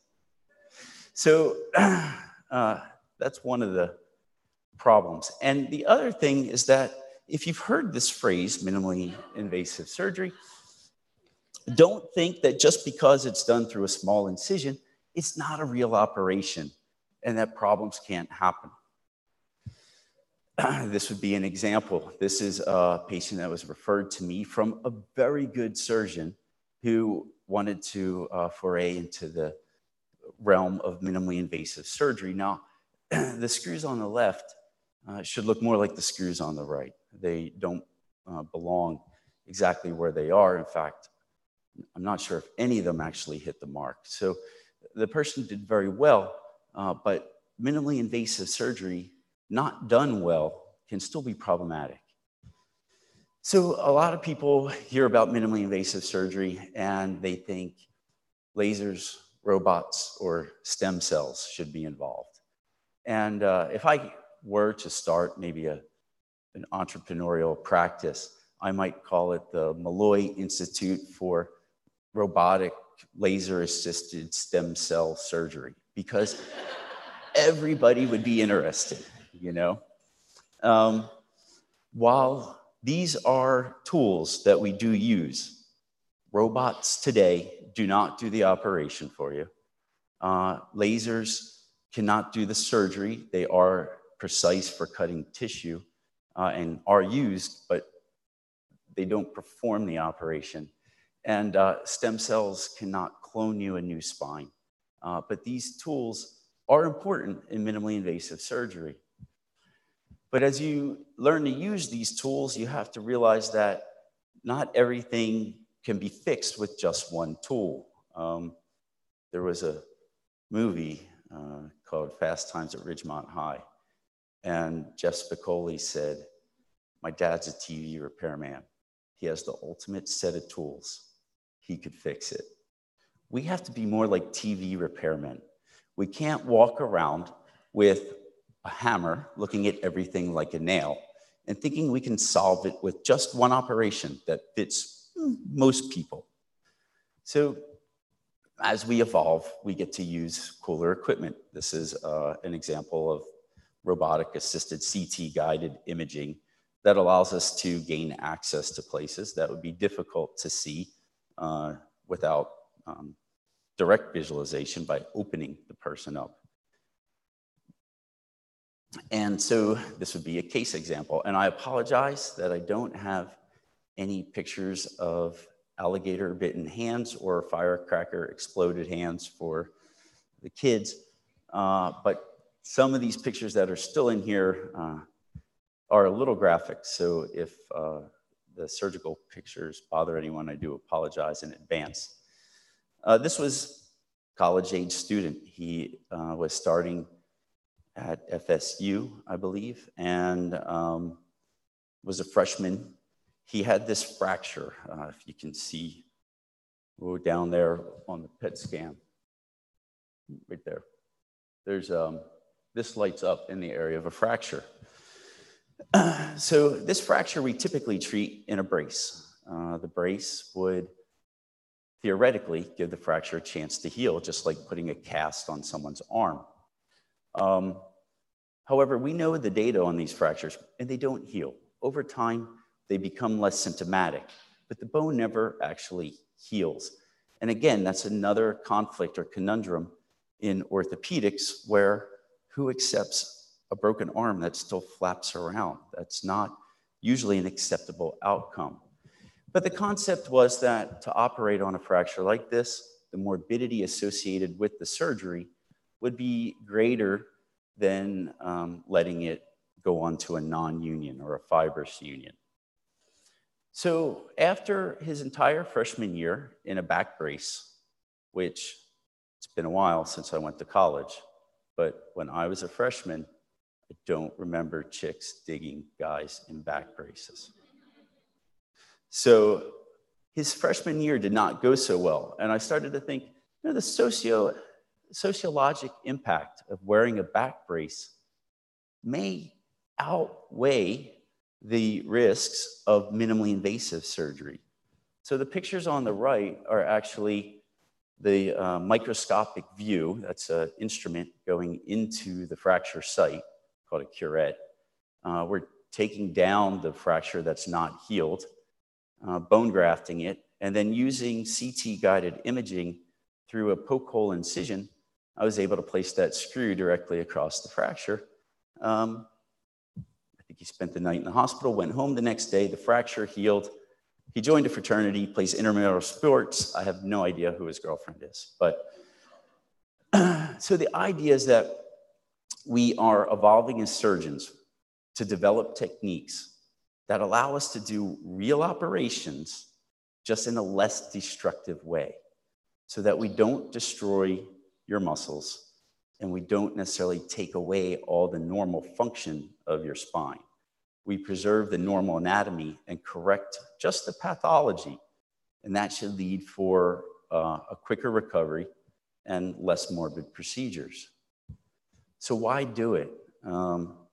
Is it because there's a smaller incision? Well, all right, maybe.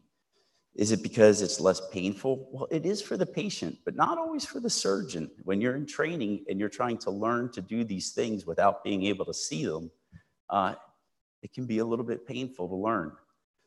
Lower risk of infection? Absolutely. The risk of infection with open spine surgery is 4.5%.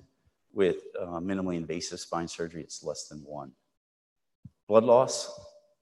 People rarely ever need a transfusion from less invasive surgery. Shorter hospital stay is there. People want it. People want to get better faster.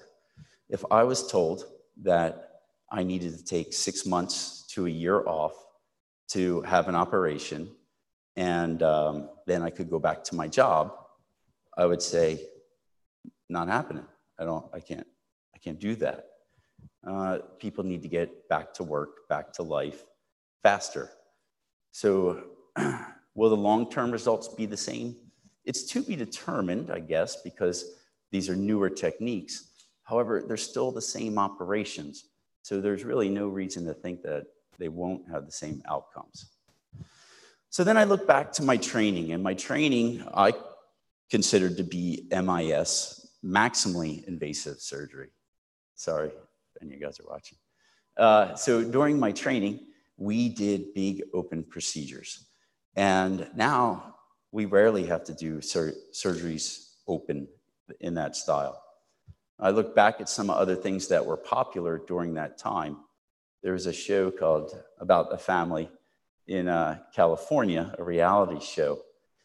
And then I looked at, well, how much has changed since 2007 through 2019?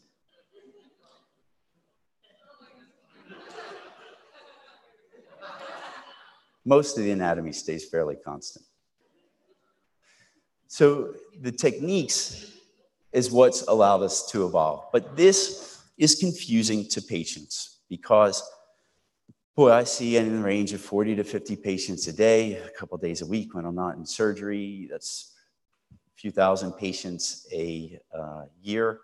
And you have to be able to communicate with them quickly, listen to them, hear what their problem is, solve their problem, all within a few minutes. So that takes in a lot of the skills that we talked about today. But for patients, it's confusing. And they hear about these different procedures that all have acronyms for them: ACDF, TDR, ALIF, OLIF, XLIF, DLIF, TLIF, PLIF, whatever.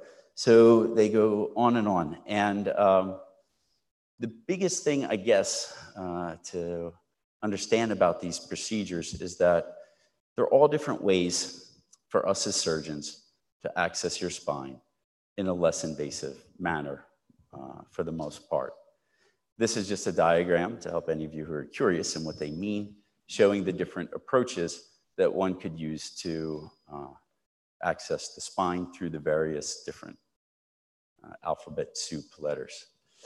So again, maximally invasive surgery was done this way. This is a traditional open scoliosis correction. This is a case I did during fellowship. Today, I would do this case like this. So this is now done percutaneously using image guidance through all those little tubes to place all of those screws. We'll zoom in. And we can achieve correction like this. We take a person with a large deformity and bend their spine straight in a much less morbid way.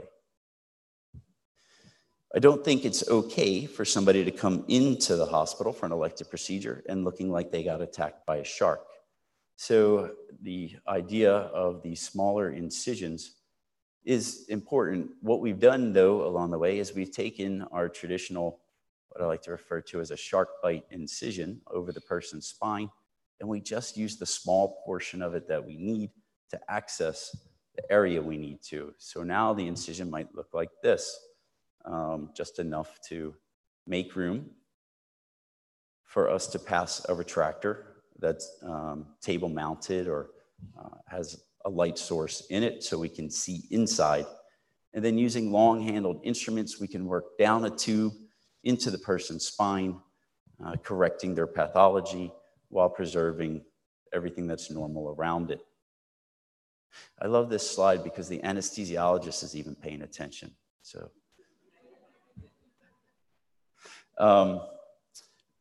this is a patient with a burst fracture, a pathologic burst fracture. This would be tumor to the spine that caused the bone to weaken and collapse.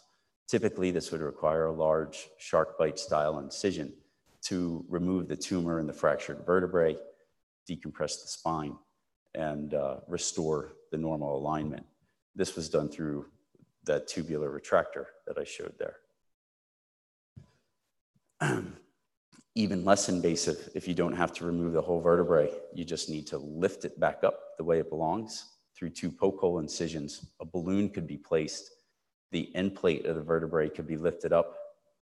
And then instead of removing the whole vertebrae, you could fill it with some bone cement. Polymethyl methacrylate will add some support and stability to it and alleviate people's pain. So if I were to summarize the benefits of minimally invasive surgery for people, I would say it's the evolution of what we've done all along, just getting better with time. it has known benefits, but don't think of it as not real surgery. Thank you.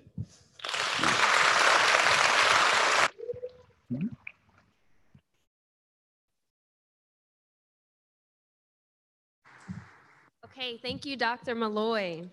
We're going to keep this moving. Our next speaker is a Broward College alumnus. He was also a part of the Get Real program in his time here, and he served as a championed club president of Greatness in the Making. Greatness in the Making is a Broward College initiative with the mission to assist students into assimilating into today's workforce in a way that's beneficial and fun for them. He's currently working for Broward in the office of our college president, President Hale, and he's here to talk about the difference between purpose-driven and profit-driven companies and how that can affect their success. Please, let's give a big round of applause for Brandon Gibson.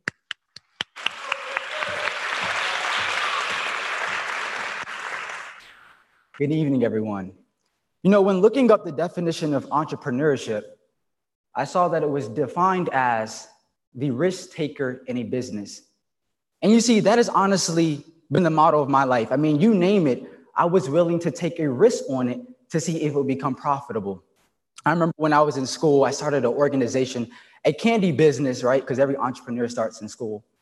And I called it the Helping Hands of BEG, where I told students that you are helping to provide financial assistance to a child in need.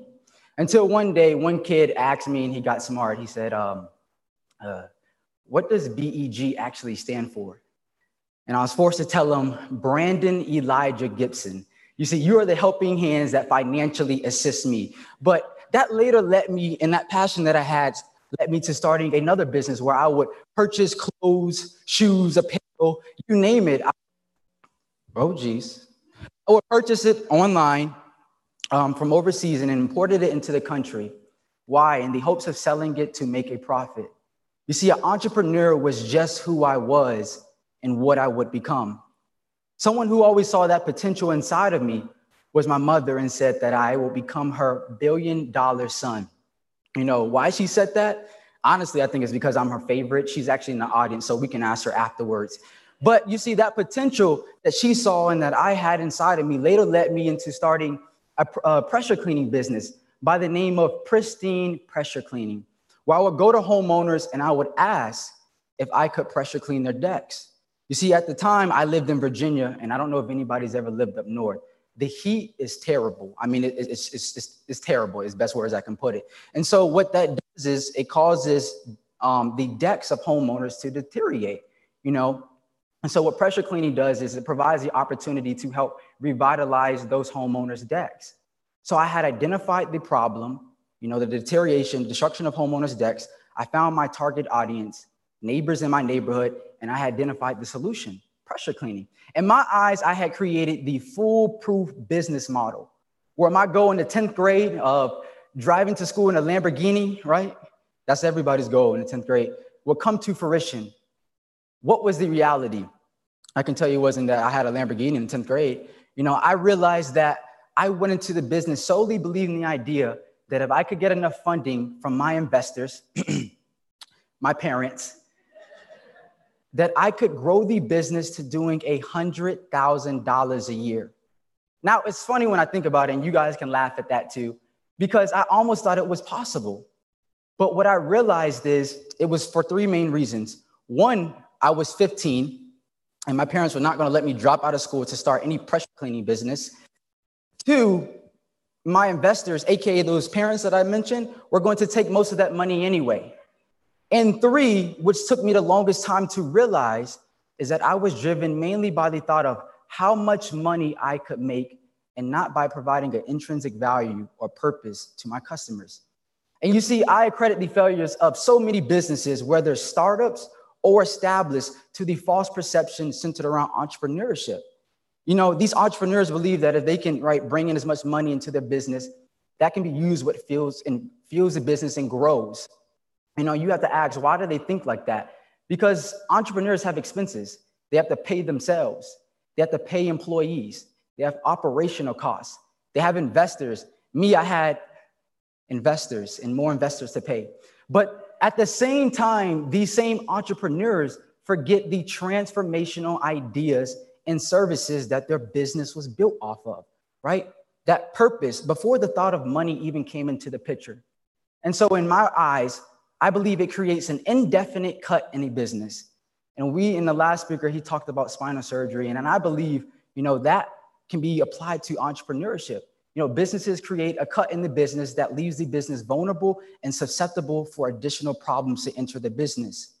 And in the story of Pristine Pressure Cleaning, and in the story of so many businesses, that cut becomes an open wound. And what does it do? It causes problems, right? And so I came up with the idea, that I had to figure out, where did these perceptions come from? And how, as entrepreneurs, can we overcome these perceptions, right? Because of profit versus purpose. And inherently, I believe these perceptions come from when we establish our businesses. You see, it's simple. We establish it as either being a for-profit or a non-for-profit. What's the goal of a for-profit business? To make money. What's the goal of a non-for-profit? To serve society and help society in some way without the initial goal of making money. But just because we establish for-profit businesses, it does not permit the business to lose its purpose in the process. You see, purpose is universal and is there not to just help the financial pockets of the business, but is there to help the employees. And more importantly, there to help the customers, the bottom line. And so, and to paint a scenario of two businesses that we are very, very familiar with, one that has prospered because of being purpose-led, whereas the other has disappeared because of being profit-driven, is a business by the name of Circuit City. You see, Circuit City was at one point the largest electronic retailer in the entire country. And this was not just for a few years. This was nearly for 3 decades, in the 70s, in the 80s, and leading into part of the 90s. But over time, the company began to realign itself about how profitable it was. And they thought it was plausible to let go of its most experienced sales personnel, coupled with opening a spree of new locations. Now, I'm no genius, but that was the perfect storm for a disaster. Money that you already don't have is going to be used to open locations, but money, once again, that you do not have. You see, in the words of Alan Wartzel, who was the previous CEO of the company, he said it was not apparent in sales and revenue, but the rot had set in the company. And in a study done in 2003 by Jennifer Watson from Forbes, she said that Best Buy, who was now emerging into the market and had overtaken the market share that Circuit City was once owned, was doing about $28 million per location. You know how much Circuit City was doing? About 15 million. Nearly half that of Best Buy. In the words of another CEO, he said it was once about what excited the customers. Then it became about what excited Wall Street. You see, the continual overlap of bad decision-making later led to the demise of this great business. And in November of 2008, Circuit City filed for bankruptcy. But let's shift the mood. Let's paint a little brighter picture. You know, a business that we all love, well, let me speak for myself. A business that I love, but I hate when Sunday comes because that's inherently when I always want them the most, is a business by the name of Chick-fil-A. You see, Chick-fil-A was established around the same time period as Circuit City, but has prospered because of being purpose-driven. And in the 70s, they had tremendous and rapid growth. But in 1982, it became the year known as the defining moment for this great business, right? Because of new competition emerging into the market that threatened their preeminent product, that chicken sandwich, you know, that sandwich we all like, was now had new competition. And you couple that with now opening more locations because they were growing so much, their revenue began to drop. Story sounds very familiar, right? But what happened? Corporate devised a meeting where 3 questions were asked. Are we here? Why are we alive? And why are we in business? And after that, the corporate model was established for this business, with the latter part of it saying to be a positive influence to everyone that we come in contact with. And in a study done in 2014, it says that per Chick-fil-A, it does about $3.1 million per store. Now that leads the entire fast food industry by a huge margin. You You know, a competitor that we all know by the name of McDonald's, there's about 2.5 million, right? And that's not even the most ironic statistic. When this study was done, it was said that Chick-fil-A had just under 2,000 locations, whereas McDonald's had nearly 14,000 and was open 7 days a week. You see, Chick-fil-A is the model when you put people in control and you allow the values of the business to be the drivers of success, you prosper. And not just is it apparent in these two scenarios of profit versus purpose-driven business, but what do statistics show? You know, the studies show that 85% of businesses that were purpose-led saw an increase in revenue in a calendar year, whereas profit-driven business saw a decrease in revenue. Actually, 45% saw a decrease in revenue in a calendar year. And you ask, why is this? It's very simple. When employees know the purpose of the business, it creates an inviting atmosphere because they want to work at the place that they go to work to.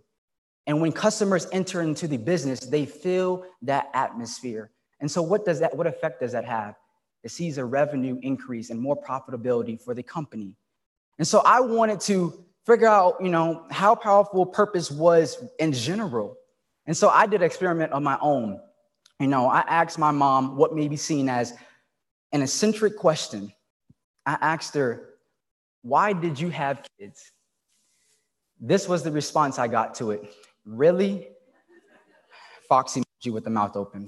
You know, I could hear her saying, really, Brandon? Why are you asking me this, huh? Why? I said, no, Mom, like really, like why did you have kids? And this was her response. The enjoyment of loving someone who would love me back. But the most important part was this last line, making a difference in their lives. And before you guys say, oh, because I know that's what you guys are thinking, just as I am to my mother, so is the business to an entrepreneur. You see, entrepreneurs are fathers and mothers as well. And what is the job of a father and mother? To nurture the business so that it goes on to make a difference in the lives of the people they come in contact with, just like a child. And if we want to have sustainability within our businesses, then we must lead with purpose. Thank you.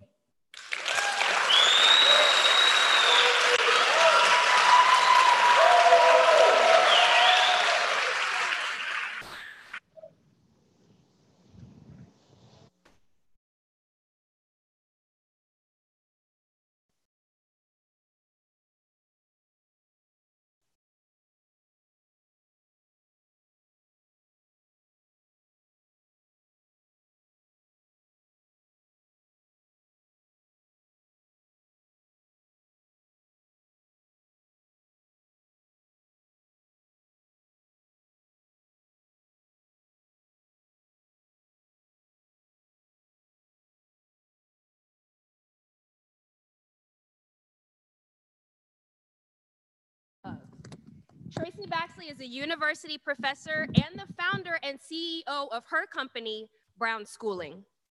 Brown Schooling is a consulting company that offers professional development in equity practices for schools and organizations, but it also provides a space where families can experience and practice that radical love that she'll be talking about. Tracy's gonna share her ideas on parenting styles. How many parents do we have in the audience? Can I get a show of hands? Awesome. She focuses on methods that can lead to more curiosity for learning and turn fears that children may have into motivation for positive change in the world. Please help me welcome Tracy as she presents her talk, Social Justice Parenting. Tracy Baxley, everyone.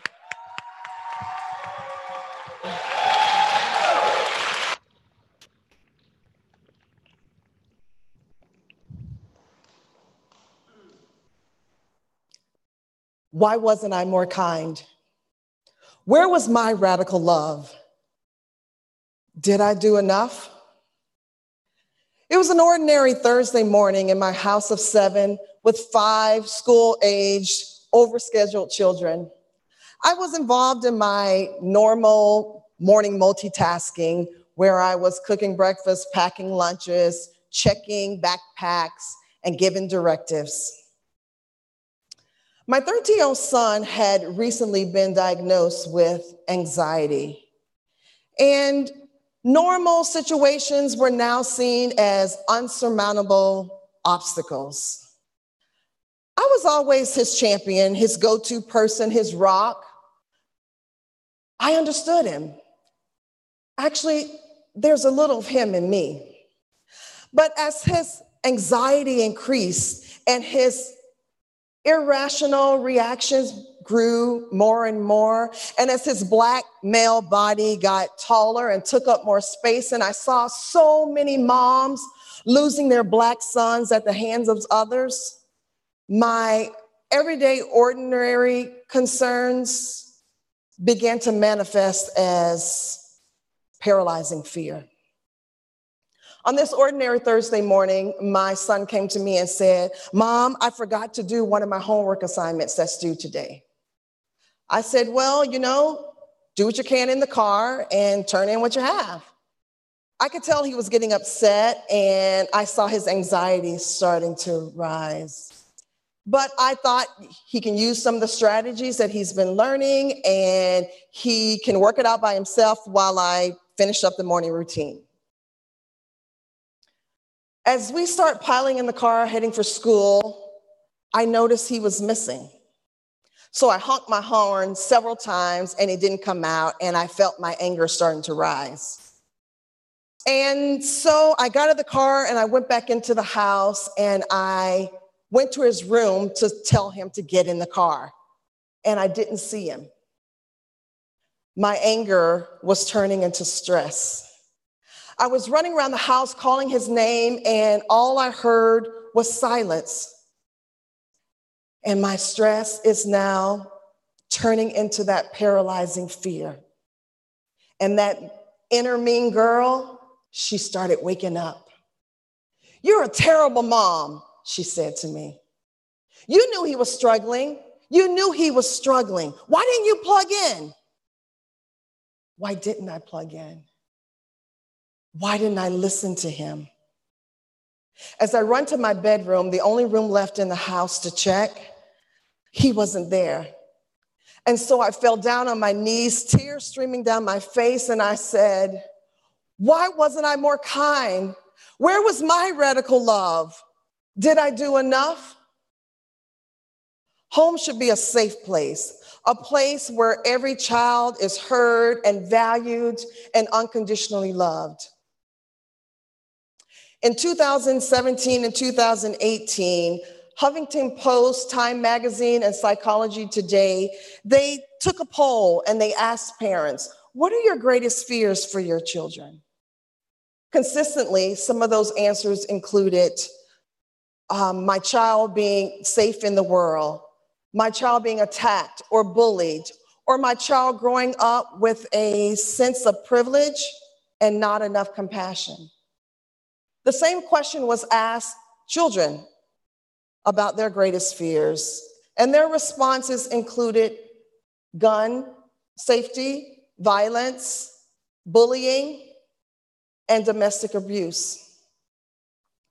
What if we can change those fears into something more positive?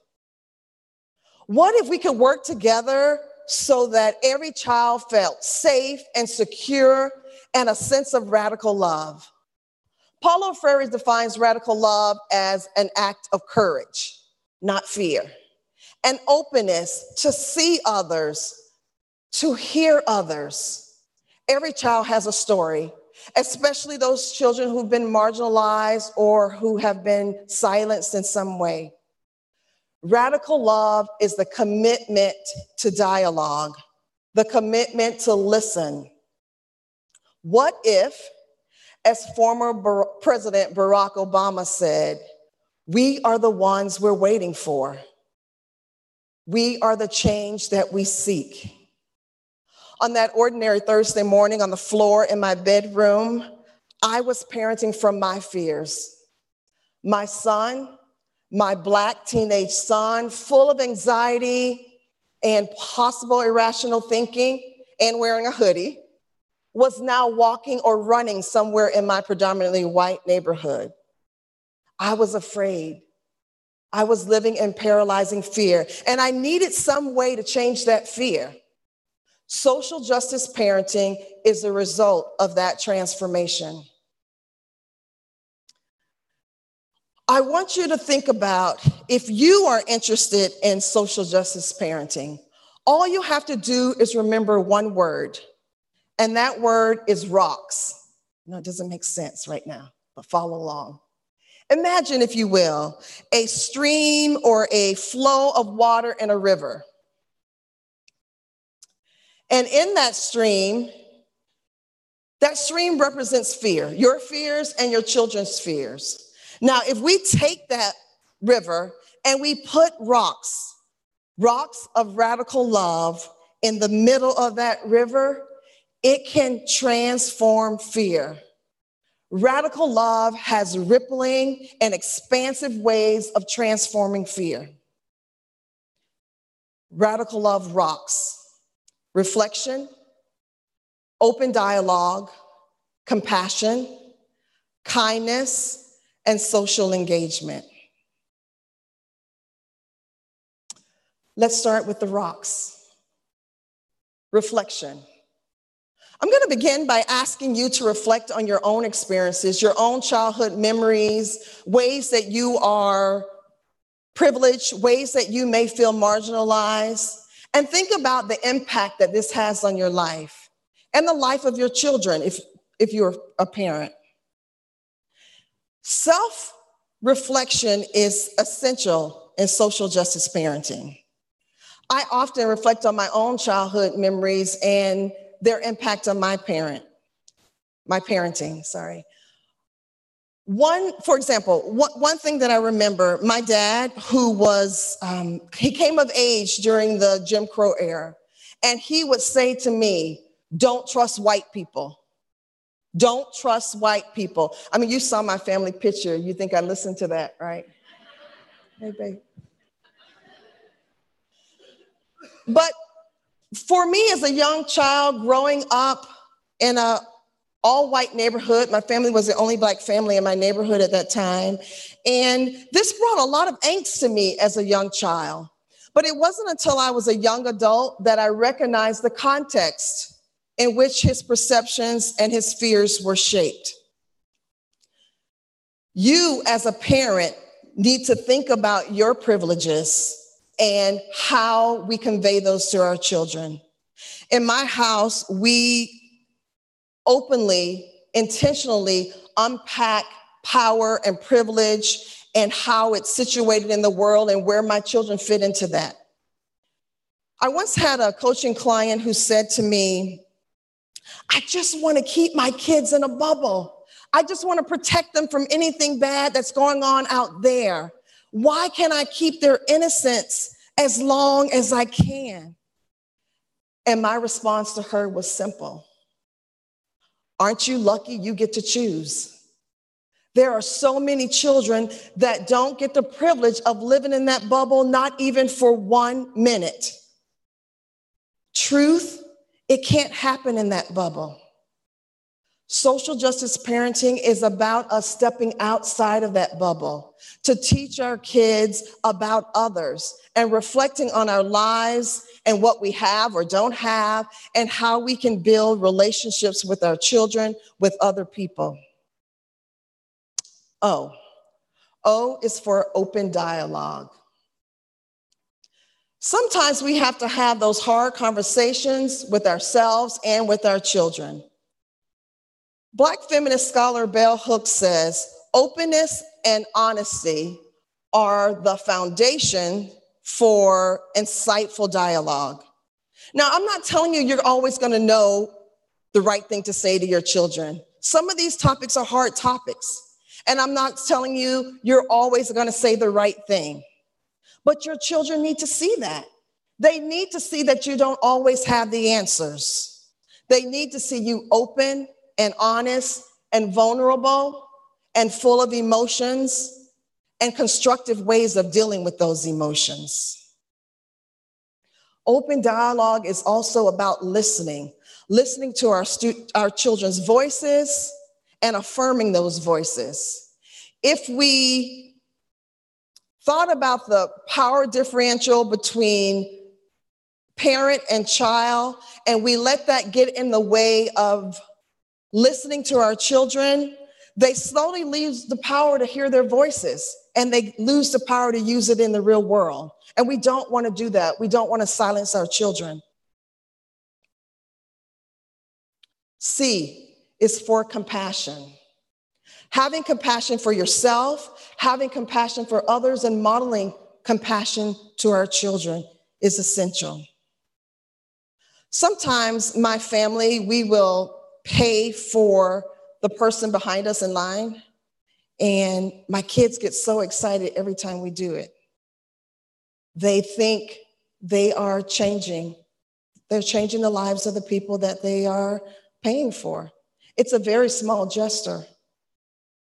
Having compassion for others is something easy to do, but it has to be modeled.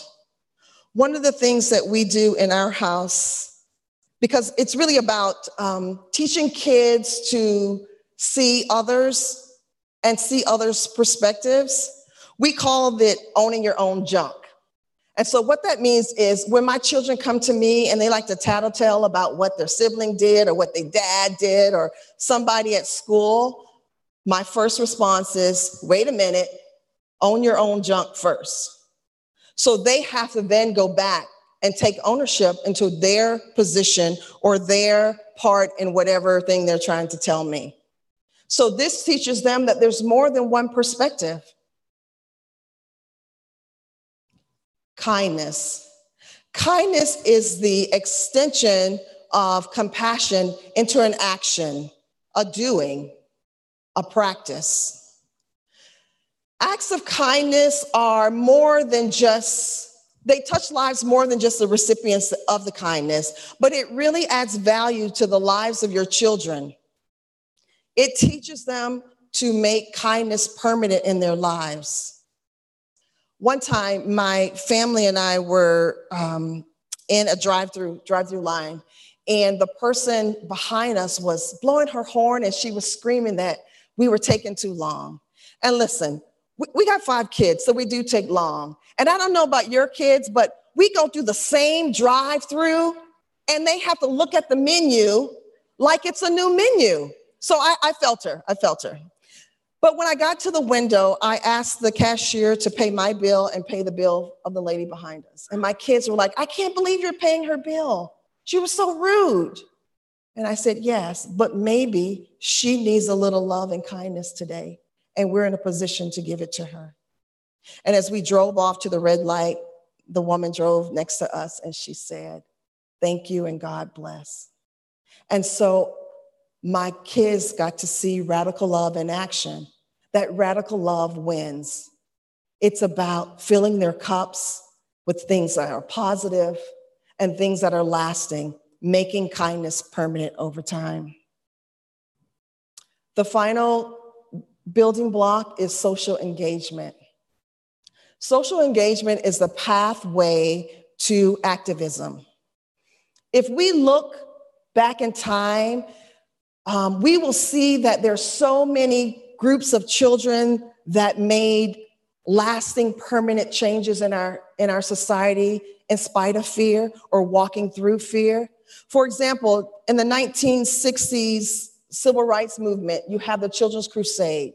They were the ones that were marching, they were being jailed, they were sitting in, they were making a difference for equality. More recently, let's think about the students at Stoneman Douglas High School here in Parkland, Florida. They stepped out of their fear into their activist greatness. I was so awed by their courage and their leadership. If we are to raise children who are going to be leaders and changing the world, it all starts with radical love. That Thursday in my house, on the floor in my bedroom, I thought I had failed my son. But 30 minutes later, I saw him. He was walking right outside our neighborhood. I was so happy to see him. And I pulled my car over and rolled the window down, and he said, hey, Mom, I'm sorry. I was so worried about this homework and the impact that it was going to have on my grade.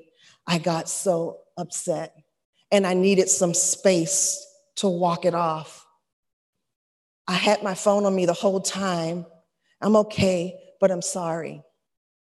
And at that moment, I realized that the social justice parenting that my husband and I have used over the years had really set in. He was reflecting on his own behavior and the impact that it had on others. He was engaged in open dialogue with me, talking to me about his fears, and he was compassionate and kind. Kind to me by telling me he was sorry, and kind to himself by allowing himself to kind of let out a little steam.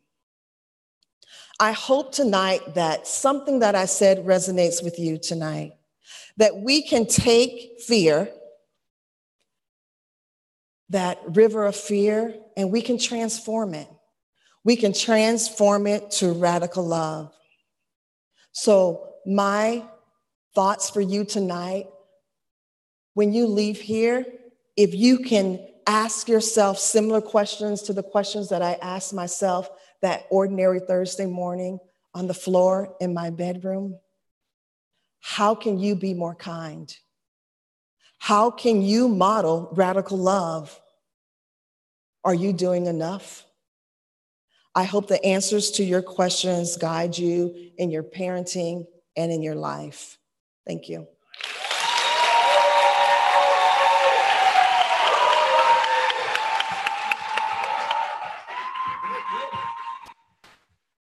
Okay, thank you, Tracy.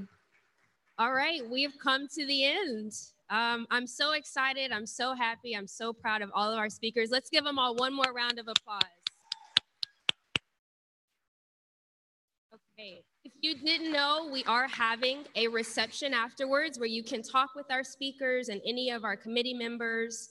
And if there was something that piqued your interest, go up and talk to them, ask them a question. That's what this whole event is all about, us communicating with each other and sharing our journeys so that we can improve. I would ask that all of our committee members and speakers stick around so that we can take some pictures before we exit. And once you guys exit, you'll head out to the left. You'll see ushers that will help you get to where the reception is, okay? All right, AVP Mac. Thank you. I would be remiss again if I didn't thank you and Dr. Burton and the committee. And thank you for attending, and as well virtually. Hi, President Hale, I know you're watching. Very much appreciated. One last thing, we put this together on a shoestring budget. And if you know of anybody, or if you yourself would like to contribute to next year's efforts, we would very much appreciate a conversation. We're looking to, again, expand this and continue this at the college, and I think it's an effort that's certainly worthwhile. So again, if you know of anybody or you yourself would be inclined to have a conversation about it, please see me afterwards, okay? The reception is in the art gallery. Great exhibit with our students, great food, and we have some jazz music by the Central Campus Music Student Band. It's awesome. So again, thanks so much and have a good night.